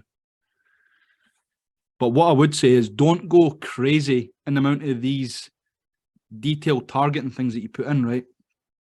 Because you can overcomplicate it. The more of them you put in, the longer it will take Facebook to work out who your ideal customer is. But if you put 3 to 5 detailed targeting pieces in, then that would be more than enough to actually get in front of the right people that you're looking to talk to. But if we just go back a step, so we go back to the campaign level. and we select the special category of housing.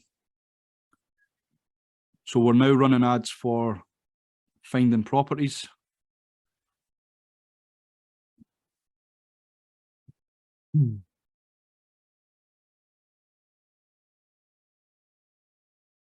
What you'll see is, obviously we're targeting the UK, that's all good. But see how it's sort of thrown an error up here? So we can't discriminate, we can't exclude, we can't leave anyone out of this ad. So it has to be 18 to 65. We don't have any options in terms of the gender. Not that we would anyway, because we're open to anyone that wants to sell. It's kept these here, but this wouldn't work. So if we cancel these just now.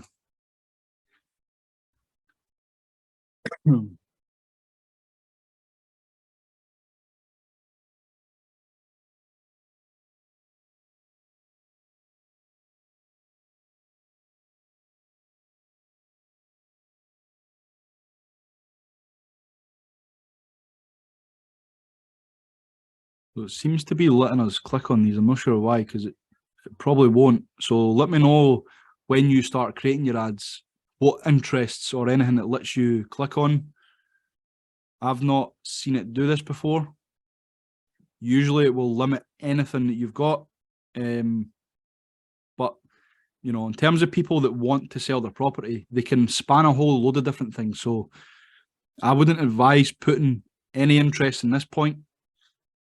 You need to write your ad copy very specifically so that you get the right people coming through and clicking on it, basically. So yeah, we can see here that we're restricted on age. We should be restricted on all this stuff as well. This may have just changed, I'm not sure. But yeah, like I say, I wouldn't really advise putting interests. Yeah, I don't think it would be right in that sense. I think people that sell properties can have obviously a wide variety of different interests. But interest can be a very great targeting tool when it comes to finding investors, for example, because you know that they have certain types of interests. And then the placements, this is very important, right? So Advantage Plus placements recommended. So this is Facebook trying to do it all for you. What I would say is come into manual placements, because what do we know? Like, think about yourself. See, when you click on an ad, like, where is it typically? So if you're on Facebook or Instagram, where do you normally click on an ad? If you do, tell me, drop it in the chat. Tell me where you normally do it. Is it the feed? Is it stories? Is it anywhere else, basically? Feed, yeah.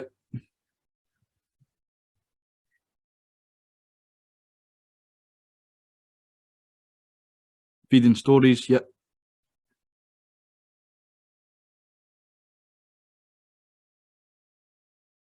Videos catch your attention.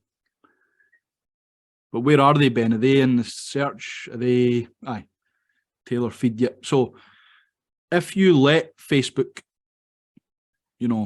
place your ad anywhere it wants, it'll place it in all of these places. Feeds, stories, in-streams, search results, articles, apps and sites and all that sort of stuff, right? But, what happens there, like if we're putting that budget in every day, so we're spending that money, Facebook will be distributing your advert across all these different places. And typically, you can get data on where people are clicking on your ad, but typically it's in the feed or it's in the story. So what we can do is go manual placement and actually just untick apps and articles and search results.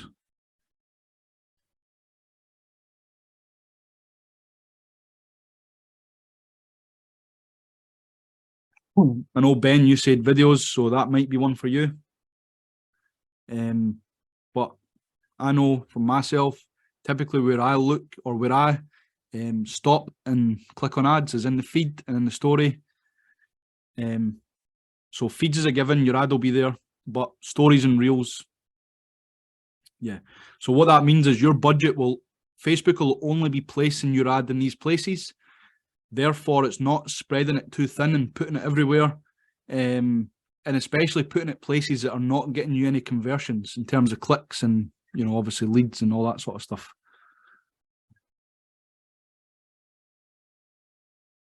And then we'll just go next. So this is where we'll actually create the advert, basically. So if I just pull up a document quickly.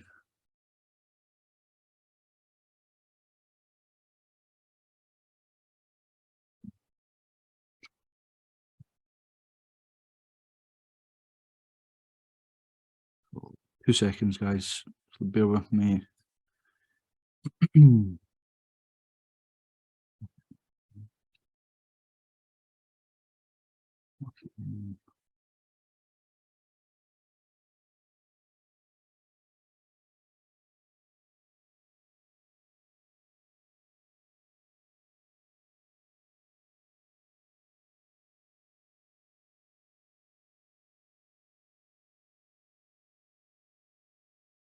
Yeah, 100%, Willie. So once you start running ads, you get some data back.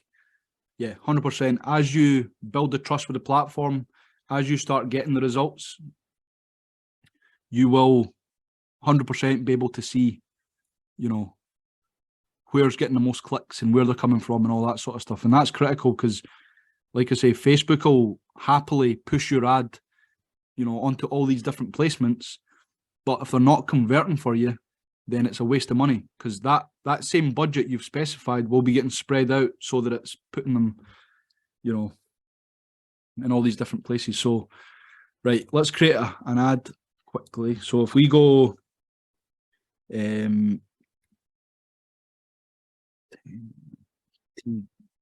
tenanted property.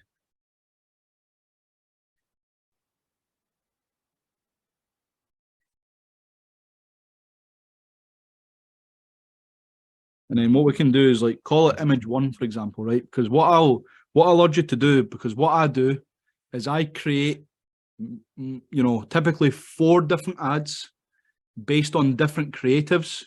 But like I say, you can chop and change if you want. You can have 4 ads that are different creative, different ad copy, and different headlines. But the most efficient way to do split testing, especially on Facebook ads, I find is the creative, because the creative is the point that gets people stopping. It's the point that gets people stopping from Scroll City. So if you can work out what creatives are working well for you, that can be a brilliant way to just keep the ads running, keep them pushing on, and then turning off the ones that are not working so well.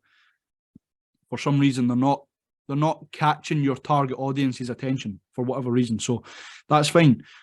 A lot of people think they know this creative will target the people and it'll get them stopping. I thought when I started running ads that the one least likely to stop people was the one now that is actually bringing in me most of my leads. Honestly, legitimately. I thought the other ones would bring in more leads. That was my opinion, but I've been proved wrong. So just because you think a certain creative is going to bring you in more leads, test different ones, because ultimately the market will respond to different things. So if we just go image 1, branded content ad, opt into branded content deals to partner with creative brand. So you don't need to do that. In terms of Facebook page, it will come up there. You can then, link your Instagram account as well, because the great thing about running Facebook ads from the ad manager is that it will show them on Facebook, but it will also show them on Instagram. So you're getting the best of both worlds there, which again is why Facebook ads is a powerful tool, because you're actually getting the use of these 2 platforms at the same the same time in parallel, basically. So connect your Instagram account. And then we're going to go create ad in terms of the ad setup. We're going to say single image or video.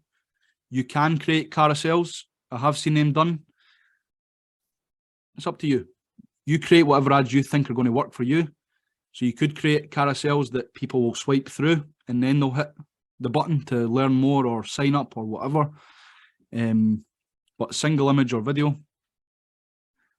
And then here is where we add the media. So if we go add image, I've already got quite a few here. So what I'll do is I'll show you, we'll just chuck one on quickly. We'll create the ad. And then just in the last bit of the webinar, what I'll do is I'll show you the different tools that I use to create these images, to create the copy, to, you know, to do all that stuff. So I know time's running on a wee bit now, so we'll be quick here. So if we just click this one here, all you would do is go upload. So once we've used the tool to create the creative, we will upload it into here. And then we can see here. And then this is for the placements, the crop. So this is always critical to check, because if I click on this, particularly, it's usually the stories that are the problem, right? So make sure you pay attention to this. If I put that one, you can see that just doesn't work. Just make sure that it's clear, you can see it, you know, and we're all good in that sense.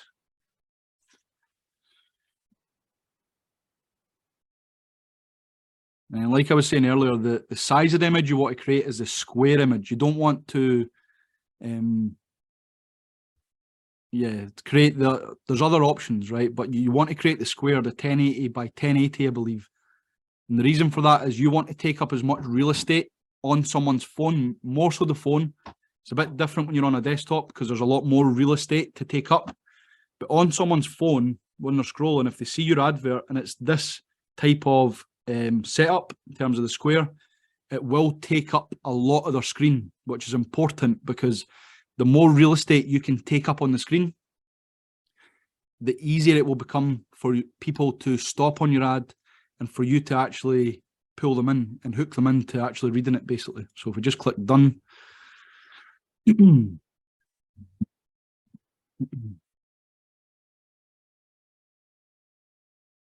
then what you'll start to see is the ad manager will start to build your ad here. And it'll start to show you how it'll look in, you know, the stories and reels and things like that. I see my ads and stories and stuff quite a lot, and often it's different and it's quite cool when you see it. Yeah, Facebook is very smart about this stuff. As long as your placement is fine in terms of the view and it's clear, Facebook will, you know, splice and dice it to look nice in the stories, for example.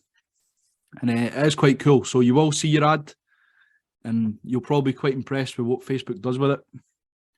So it's starting to build it here. And then what we'll do is, so on my other screen, I've got a Word document that's got, you know, my ad copy that I've written. So what I do, if I just pull over I need to do an Apple laptop, so the buttons are different, but this is the ad copy, right? So I'm just going to copy and paste it in here.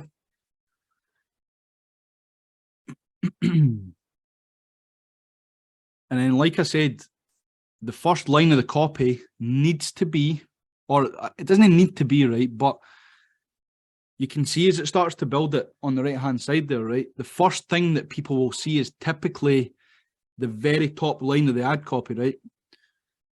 If you can make it a second headline, that is a good way to actually get them to click, to expand it, to see more, and then read it, basically. So what I normally just do is copy that top bit. It's because it's got a Microsoft keyboard and an Apple computer. And you know, you don't need to put any fancy exclamation marks or anything in the headline. What you really want it to be is simple. You know, yeah, simple, it's clear. You want it to be short, snappy. I would need to change because I've just realised I've put inherited properties. We'll keep the ad copy now because I'm not. Sell your tenanted property in 7 days. So that's the headline. Again, obviously, it's the wrong copy for the headline or for the creative that I've put in. But it's a second headline. So you can see that it builds the headline at the bottom, which is good. But typically, when you're scrolling, the creative will stop someone from keeping on scrolling. That'll catch their eye and they'll stop. But naturally, their eyes go up the way, they don't go down the way. So that's just human nature. The eyes will naturally go up. So the first thing they will see is this line here, basically. So if you can make that a second headline, that is a good way to hook them in and get them to click this wee button here that says see more. Because then what happens is it expands the ad out like that. So they'll see that second headline. Then it goes into the building the interest, creating the desire, and then taking the action. And then they can click on the button here. You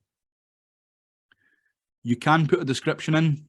I don't think it's necessary. But the call to action button is very important, right? Because if I'm looking for leads, right, and I'm looking for prospects to come into my funnel, essentially, if I have a button that says sign up, it's not going to make sense to them, right? So that's not going to work. Get a quote, potentially, but the proven button that works the best on Facebook is learn more, right? Because it builds that intrigue in people. But if you were running, so for me, if I was running ads for this webinar and I've got a landing page that signs them up, I could say sign up, for example. That's fine.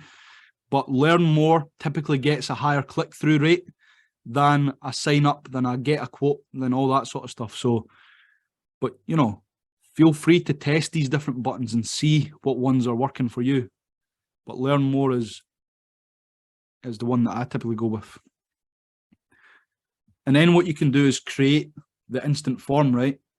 So in terms of creating the form, forms for credit, house manage, yeah, all good. So give it a name. So it could be tenanted property form. Form type, so customize your form depending on the goal for your lead. So you want more volume, so use a form that's quick to fill in and submit on a mobile device. Higher intent, add a review step that gives people a chance to confirm their information. So this is what you were asking about, Willie. You can put in sort of pre-qualifying questions and things like that. My opinion on that is I've tried it myself. It's provided me less leads, because what I believe is that the more resistance that you create for someone as they go through the process of filling in your advert, the less likely they are to get all the way to the end and submit their details. So for me, my ads, I'll show you the form that I use. It's basically the learn more button. It goes to a sort of welcome page. So it's a bit of brand trust building, essentially. So what I'll do is I'll cancel off this and now. And this is the lead form that I use. So tenanted property lead form, created it, in October. But the first page is the trust building. So who we are, how we can help them again. So that's good information just to put there. Oh, so I'll click on this, it will take you through. For me, all I ask for is the name and the number. That's it. And that information there is pre-populated by Facebook. So if Joe Bloggs clicks learn more, guess what? Facebook has already populated that form without them having to do anything, right? So the chance of getting the actual right quality of information is a lot higher when you do the instant forms and tell it to pre-populate the data, basically. And then you need to have this page here, which is to do with your privacy policy. This is more about, you know, obviously the privacy policy that you have as a business. So for me, if I go on my website, there'll be a link at the bottom to the privacy policy. You will need to have a privacy policy on your website that you can copy and paste the link, and you can put it into the form creation. And then it's just a thank you, basically. Thanks, you're all set. We'll be in touch with you shortly with your valuation. So you can put whatever text here you want. You could say, like, one of my team will be in touch with you soon or shortly or whatever. But it's just a thank you page. And then I do give the option to view my website. And that's just more of a trust building element to it. That they can go and click on that button, go to my website, read a bit about who we are, what we do, and all that sort of stuff. And it just builds that bit more trust with the prospect, so that when I phone them up, you know, they know who we are. They've maybe done a bit of reading. They've built that trust, basically. So if you've got a website for your business, 100% you can put that in. Let me see. Right. We're running quite close to the end, guys. So what we'll do is, so the tracking, this is what I was talking about. You can track your CRM events. You can track website events. I do have my Pixel installed on my website. Do I use the data from it? I don't. If it was a conversion website, then yes, I would be tracking that data, and I'd be creating the specific audiences in the ads, custom audiences, basically. But, you know, because I'm not directing traffic off Facebook directly for a purpose of giving me their details, then I don't need to track it. So it's not something that I do, but you can do if you wanted. And then all we do is hit publish. I'm just going to change the budget, because when I publish this, it'll start spending my money. I don't want to spend £30. Where the hell is it? Yeah. I'm just going to put this like £5, right? It's not because I'd run it at a £5. If I was targeting the UK, like I say, I'd be running it at 20 minimum, 30 maximum probably. For me and my ads, I target Edinburgh, Fife, and the Lothians. So that's about 600,000 people. I spend £10 a day, and that gets the ads out to a good amount of people, basically. If I was spending £5 a day, the amount of reach I was getting wouldn't be anywhere near what I'd need.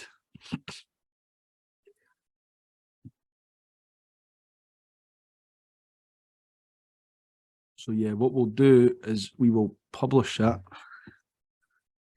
So we are going to run a bit over. I do apologise. If anyone does need to jump off at 9, this will be fully recorded. So when I go into the tools, you'll get to see that. So just let me know in the chat if you're going to hang around.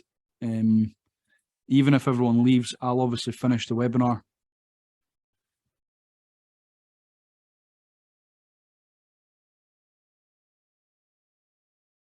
Yes, ask for less. Yeah, 100%, Ben. So the least resistant you can make it.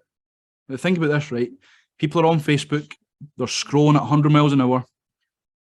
The last thing they want is to be faced with multiple questions about, you know, maybe who they are and what they do, and, you know, all this sort of stuff. So if you are putting in questions, limit it, because think about the amount of times that someone actually clicks the button to get through. The lower you can make that, the better. Do you spend £7 every day? So I spend, in my campaigns, mate, I spend £10 a day on on one campaign and 10 on the other. So it's 20 a day. But yeah, you can set it daily. You can do a 2-step process, ask for name, number, 100%. And that's the key point, right? I literally ask for the name and the number. When I've got them on the phone, I can get their email address. I can get the details that I need in order to progress them through my sales funnel. So don't overcomplicate it. I made the mistake early on with like actually asking for too much data. I was asking for, you know, name, phone number, email, address, fucking postcode. I was asking for a lot of information. Yeah, don't do that. You can get all that on the phone. So I would maybe add an extra layer in terms of email, but it's not critical to my process initially. But I do capture their email once I've got them on the phone and once they're actually communicating with me in my business. So yeah, 100% capture the lead first. What's going on here? By clicking publish, you agree. Yep.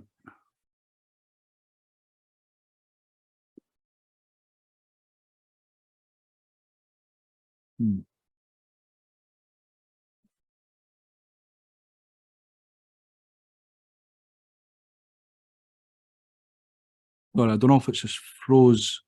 Are you £10 a day camp? Are you £10 a day campaigns ongoing? Yeah, yeah. £10 a day, mate. So my tenant and property ones, £10 a day. They're targeting 600,000 people. Inherited properties, £10 a day. Like I say, it does depend on the level of audience that you're targeting. If I was targeting the whole of the UK, for example, I would be spending more than that. But what you can do is target specific cities, specific areas, for example, and Facebook will build that audience size for you. Like not for 1 month or just 1 week, just keep it running. Yeah, just keep it running. That's how I choose to do it. You could put a lifetime budget. You could just say £100 or 200 or whatever. But yeah, I just leave it running every day until a point when I stop it physically, turn it off. Right. I'm not sure why that's.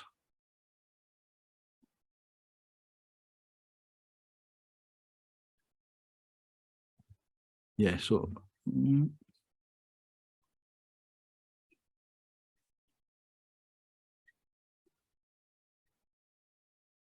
It's published it there. It's a different image to what we've used.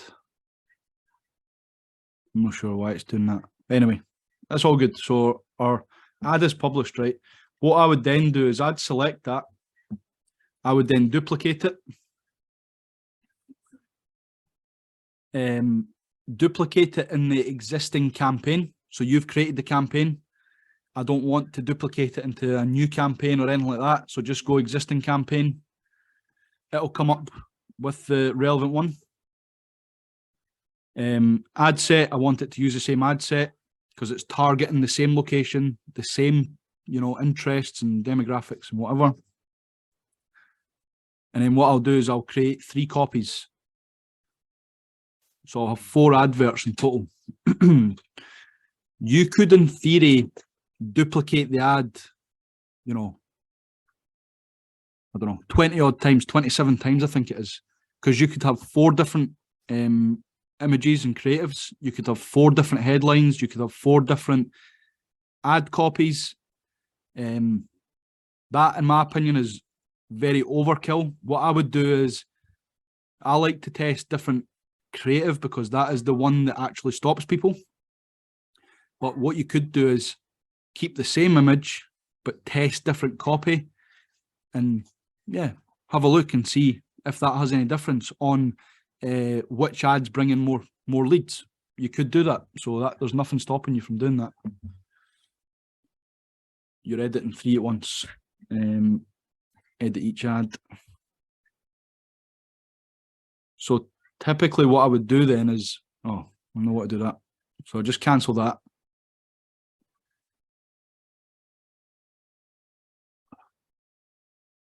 Yeah, so what I would do is click into it,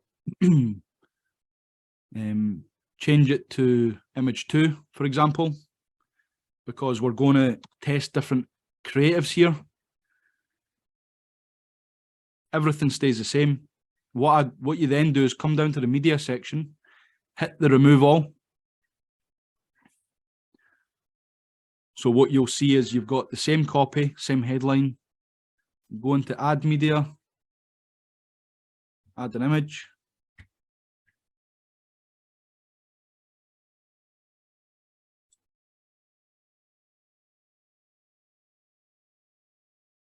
And then let's just click this one, for example, and go next. Same thing again, make sure that, so yeah, this one here I would then, so I'm fine with this in the feed, perfect. Stories and Reels, not happy with that, can't see it. Put it to original. Facebook likes to throw you these wee warning things, you know. I find if you read too much into them, you just, yeah, it just ends up confusing you. Maybe pay attention to the red ones, because they are critical to maybe running it and whatever. But these wee orange symbols that pop up here and there, it's just, they're just trying to put their point across to you.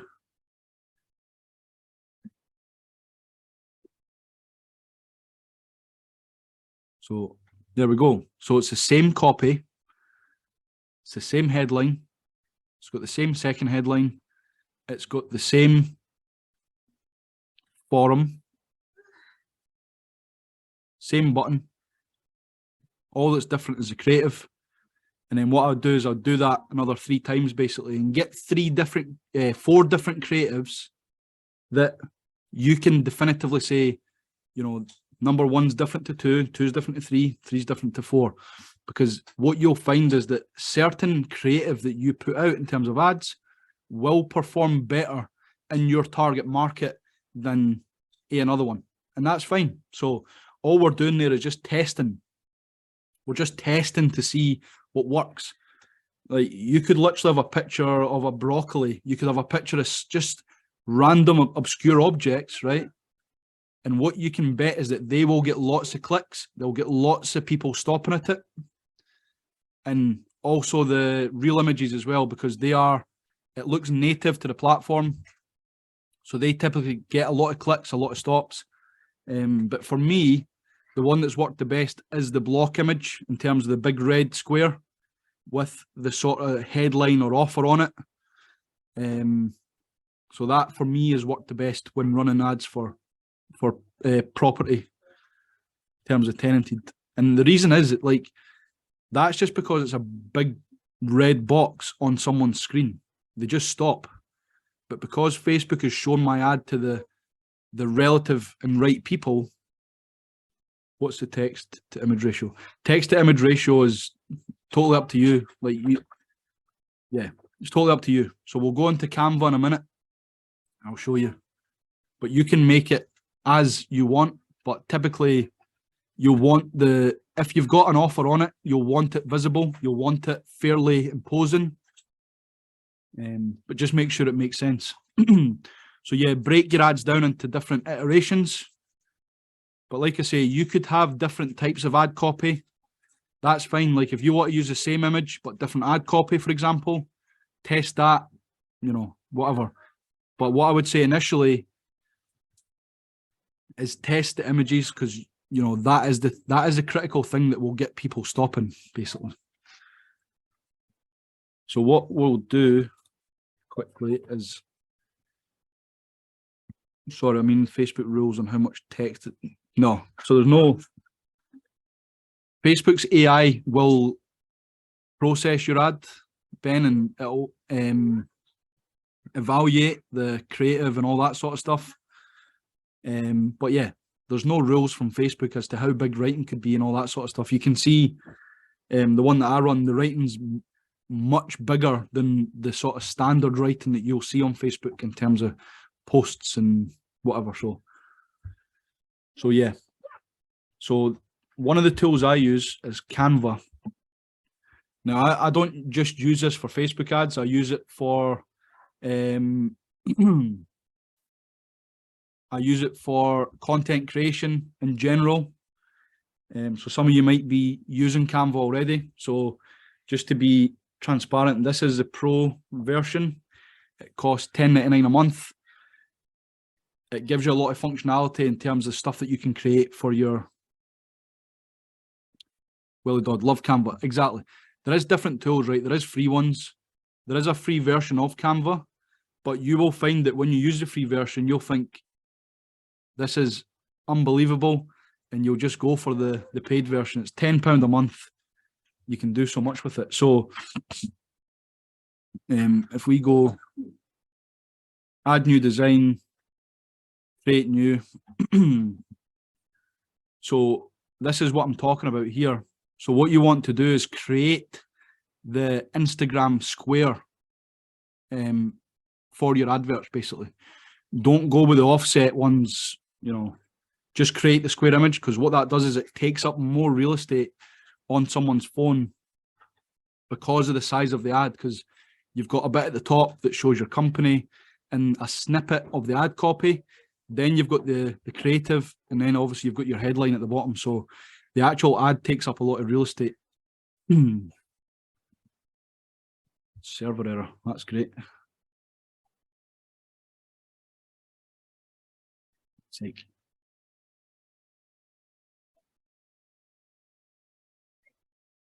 Try it again.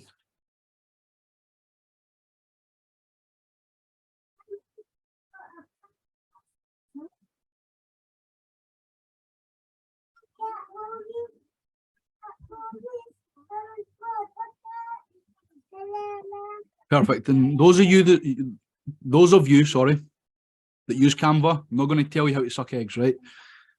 But if we create the square image, all we need to do is quickly design it. So you can click on this, change the color. So if we go for red, and then what you can do down the side here, if you click on text, and you can add a heading. So what I would typically do is put your offer in here. So what's the, what's the hook? What are you actually offering people to get them hooked in, get them interested? So capital letters like sell your tenanted, I've not spelled that right, tenanted property in 7 days. Then what you could do,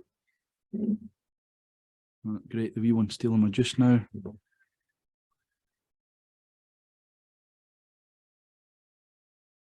Right, come on, change it to white. Oh, it's up here. Sorry, my bad. Why is that not working? Right, Canva seems to be bugging on me a bit here, but typically, well, I have it white contrasting. Yeah, the text is selected, mate. I'm not sure. Usually if you've got the box selected, it'll just let you whole scale change the, try selecting it. Yeah, I think it's playing up a wee bit. Might be because I've got the zoom going on as well. There we go. Right, we'll just keep that like that. Choose a font as well. There's no real, have a look at different fonts that catch your eyes.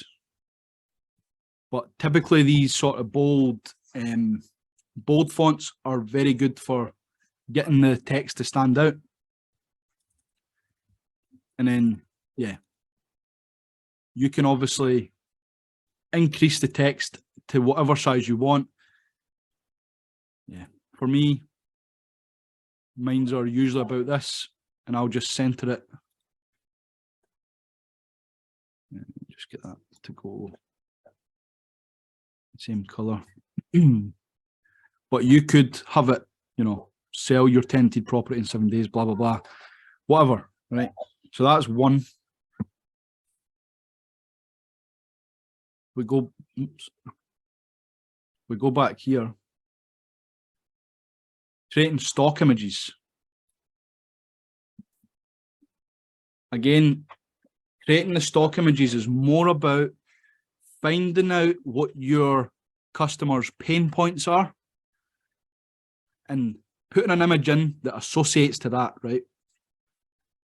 So I created this one here that's the look you make when you sell your property without paying any fees. So that is the pain point, but that is the sort of reaction that you would get with, solving that pain point and not having to pay any fees when selling your property. So all you can do, if I just get rid of that, if you come into Elements, I think it is. No, sorry. Photos, maybe. And then you can search like, I don't know, happy elderly couple. For example, I'm obviously just making this up. So there's the image there that I used. So all I do, drag that into here. Make sure it obviously fills the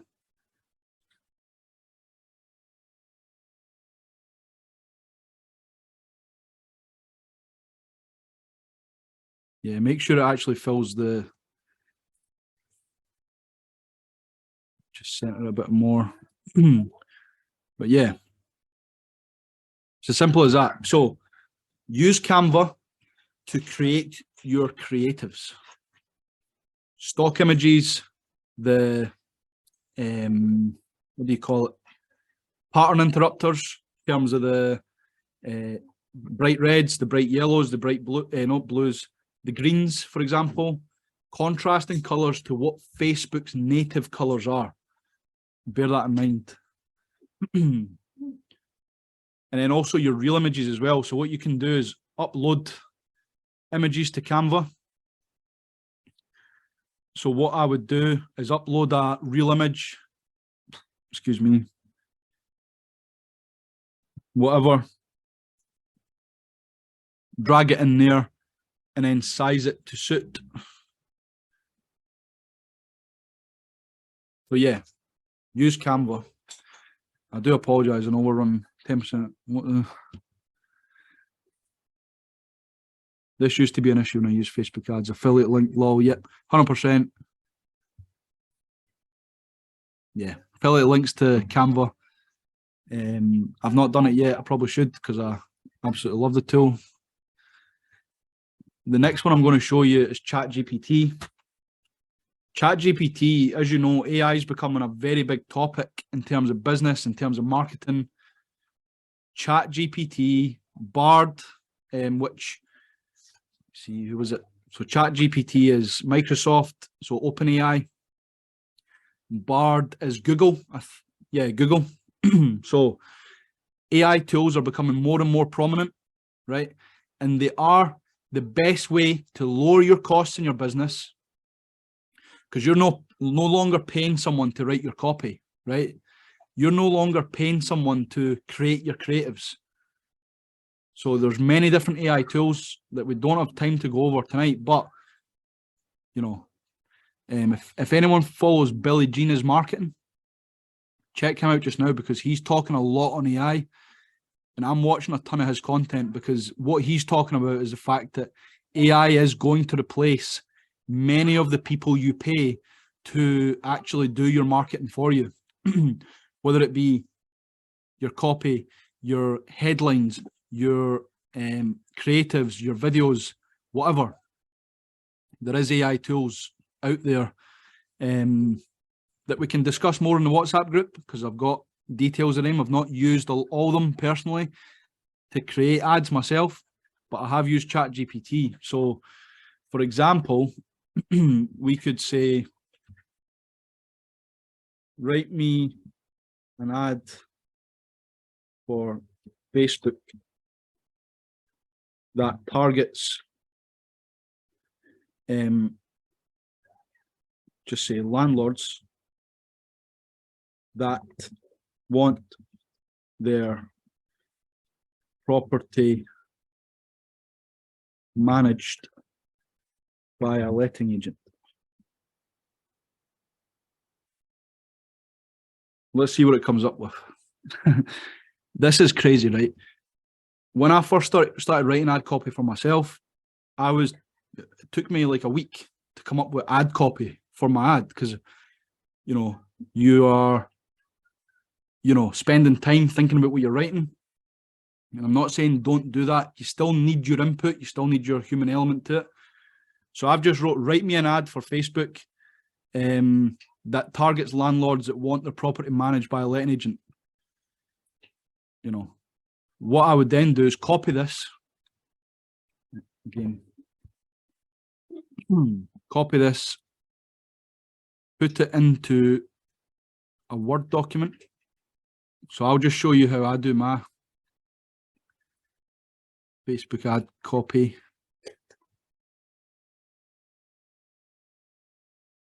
So I've just got a Word document, simple as this. It's got a title, tells me what the ad's for. You can see I've wrote quite a few different types of copy. That's fine. Test copy, test different ways to do the ADA principle, because ultimately some copyright will be better than others. But what we now know, ChatGPT. So what I would then do, right? I've got ChatGPT to write me the copy, paste it into your Word document, but then you need to, in here, you need to edit it, to humanize it, to make it more engaging, right? Because as you can see from an example of my copy, for example, right, is including emojis in your copy is a very, very, very efficient way to get people engaged in your advert. You'll know yourself, if you see an advert, it's just a load of text, it's got no, nothing on it, it's not engaging at all. You basically just, you get disinterested, don't you? You just think, oh, I don't want to read that, it's too much text. But a tip for you when you're writing your ad copy is, use emojis, don't overuse them, but typically for things that you're saying, like for me there, I'm saying estate agents don't sell homes. No, estate agents sell homes, not investments, for example. They only sell to residential buyers, not investors. So I've put the X's in there to essentially accentuate what I'm trying to say.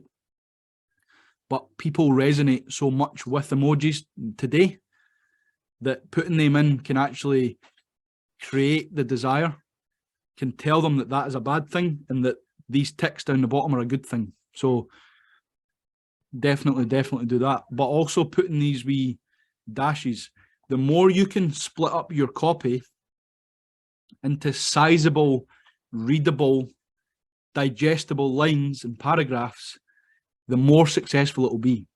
If you've got, big paragraphs all clumped together, no engaging content in it like emojis, etc., the level of interest and desire to read it will be much, much lower. So will it not space out with those dashes? So that's the idea, mate, is spacing it out a wee bit. You're just spacing out one line, you're not spacing it out a crazy amount, just space it out one line with a dash. Yeah, I know that, doing this is an efficient way to do it, because people do read this type of copy a lot more than they read a block text. So yeah, will it not space without those? Yeah, you could do, but again, it's all about creating the visual element to it as well, right? So again, test it, but putting the dashes in just adds a visual element that it is split up. Try it. It might work, might not work, but yeah, I like to do it. I see other marketers doing things like this.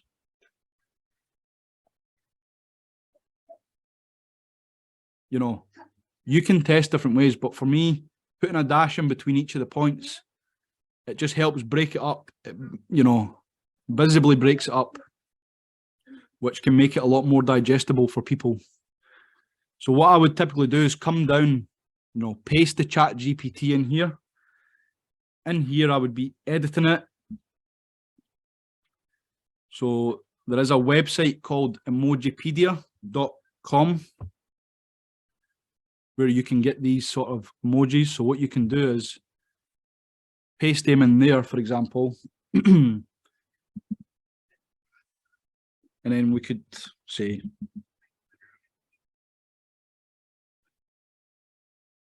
sell your property quickly. So this is more about building the desire. And then all I would do is just copy that, paste it in, paste it in, paste it in. Put 4 or 5 benefits as to why someone might want to work with you? Like, what's the benefits? What desire are you creating in them? And then obviously change them to suit, basically. So yes, use ChatGPT to write the ads, the copy, paste it into your Word document. Then that's where you tailor it and edit it to suit what you're talking about, and make sure that it ticks off your attention, your interest. Are you building desire for the prospect? And are you telling them to take action? And like I say, doing things like that, where you're putting a wee time element into it at the end, where it says, takes you less than 60 seconds to complete. Again, that's an extra push for someone to go through and go, right, you know, this isn't going to take me long. I'm scrolling on Facebook. I don't want to be spending 5 minutes filling in an advert. Aye, I can handle that. 60 seconds, perfect. And then just click the learn more button to get started. And emojis like this, see where you're actually pointing to it. Like, it sounds stupid, but if you can direct people to it, to the button, that is going to be a higher converting copy for you. To them, it's just, you know, but visually, you're telling them to look down. The button is below the copy. Again, all these wee visual aids is really, really important to put in your copy so that you're directing people to the button that you want them to click. And then just lastly, we'll just go on Emojipedia. I'll show you it. Emojipedia.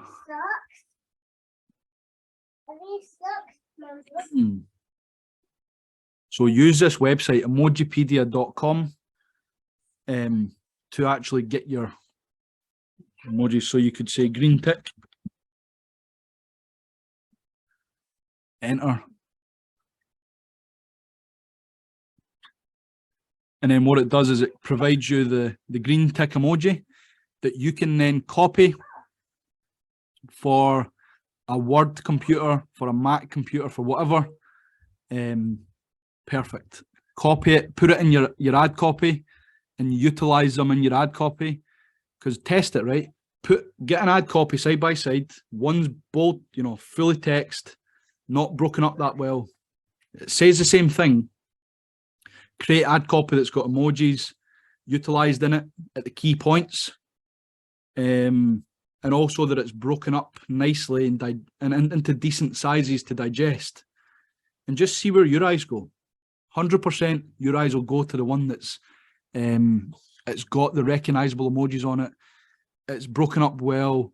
You can digest it easily, and it's not a problem. Just need to jump off in a sec. Really want to ask a question. Go for it, Ron. Fire away, mate. Apologies, I know I've ran over. I need to get better at this. This is one thing I do need to get better at.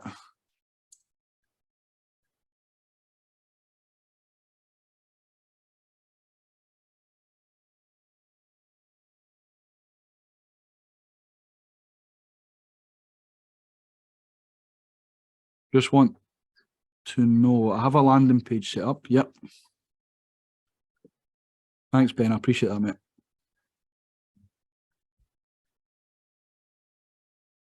No problem. What I'll do is I'll come off this and now and I'll put the presentation back on. Because there is a couple of slides that I want to show. Then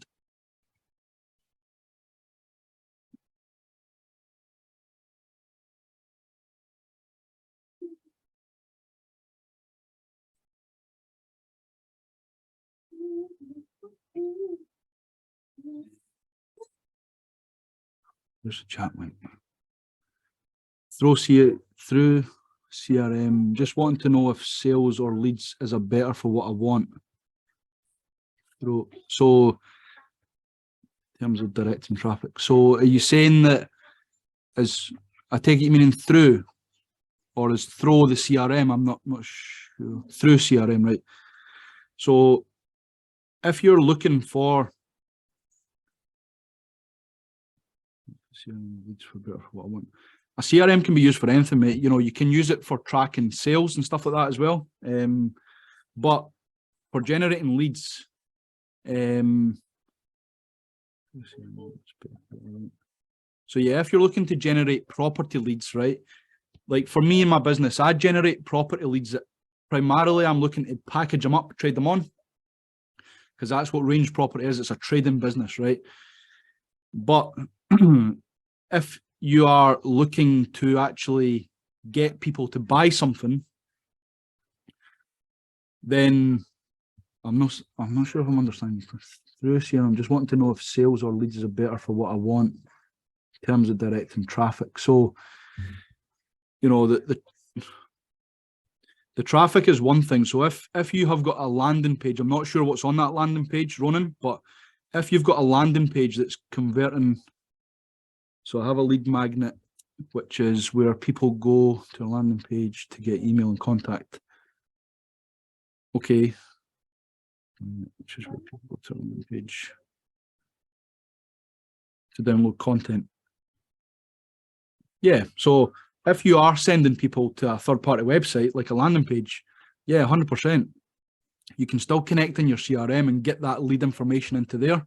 The CRM is just the customer relationship manager system that any lead information that you collect, you can fire it straight into the CRM system, and it's there, organized and in a place where you can actually, well, for me in HubSpot, when a lead comes in, if I've had the first call with them, I can put notes in about the call, for example. What did we discuss? Did we discuss price, etc.? And you can log the actions as well. So you can track what actions have happened throughout the lead's life cycle, essentially. So yeah, 100% connect your CRM up, whether you've got a landing page or not. They're great for just keeping. Would sales or leads be better to select when setting up the ads? Yeah, so leads, if you've not got anything on the website to sell them, then definitely leads. If you're just looking to generate leads. Is there any good recommended training on HubSpot? HubSpot do have a sort of, you know, in-house training sort of thing where they do post on YouTube and things like that. You can also sign up for, you know, what do you call it? Not masterclasses, that's not the right word, but kind of one-to-ones with their salespeople that they'll run through things in terms of what you would maybe utilize around the CRM system for your business. But one thing with HubSpot is that it's good for collecting information, but it costs a lot of money to be able to automate it. And that's something that I'm looking for personally in my business, is the automation element to this, right? So, you know, I'll just be transparent and say that I am looking at a different CRM called Podio. It is a monthly fee, probably 20 quid a month, but it does have a lot more automated sort of workflows that you can implement, whereby if I get a lead through, I can send a text straight to the lead, for example. So yeah, there's a lot more automation with that CRM. HubSpot costs a lot of money, 600-700 quid a month, I think, to do automation. So yeah, I hope that answers your question, Ronan. I think leads would be the better one. But you could run conversion ads and install your pixel on your website or on your landing page, and you could track the events that are happening. And if someone's put their details in but hasn't hit submit, for example, you could then retarget them later on. You know, in terms of retarget them with an ad later on that brings them back into your funnel and maybe gets them to submit the next time. So, okay, thanks. Just on that, I found my ads show me my clicks but not website leads. Would that be because my pixel's not working? Yes. Yeah, so what you need to do is install your pixel. So in the WhatsApp group, we can go into this in more detail. You can install your Facebook pixel because it's a bit of code basically that you can install on a website. Like Ben knows a bit about this as well. And yeah, that's just how you do it basically. So for example, my website is Wix. I host it on Wix. So there is a quick integration you can do that gets my Facebook pixel into Wix. So depending on where your website's hosted, mate, there might be quite a quick and simple integration that you can do through the host platform that does that for you. So, but yeah, let's pick that up in the WhatsApp and we'll get you sorted on that. Yeah, we'll look into. Perfect, mate. Right, okay. So apologies, guys. I have ran on quite a bit. If I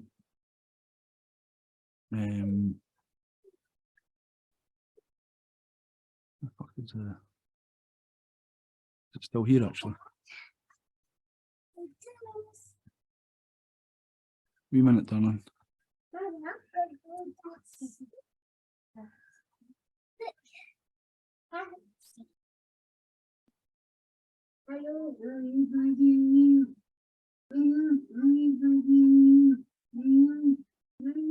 Sorry guys, just to finish up.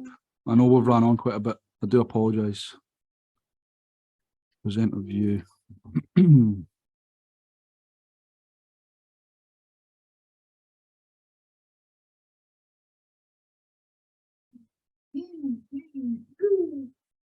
Right, so key takeaways, just quickly. Be specific as possible in your ad copy, and that will allow the algorithm to help you find the right people. Utilize tools such as Canva to create your ad creatives, Emojipedia to create emojis for your copy. Utilize instant forms to make it as easy as possible for leads to come into your business. The more resistant you make it, the less likely people are to come through your funnel.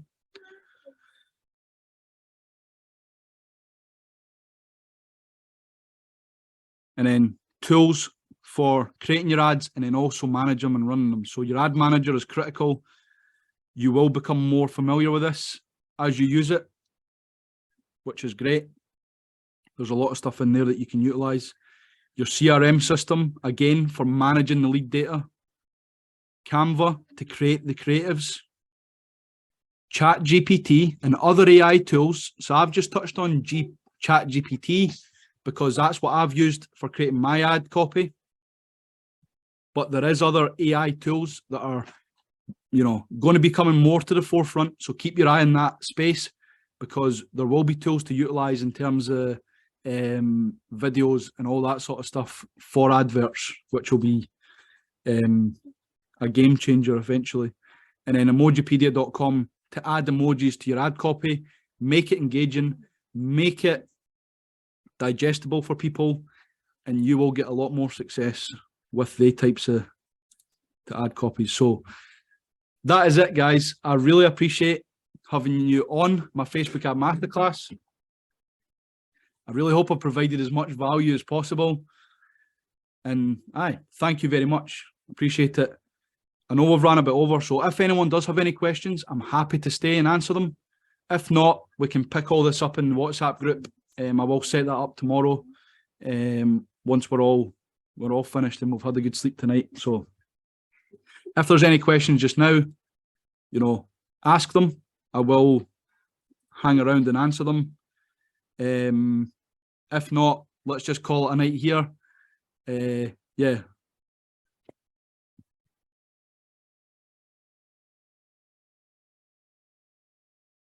No, thank you guys. I appreciate it.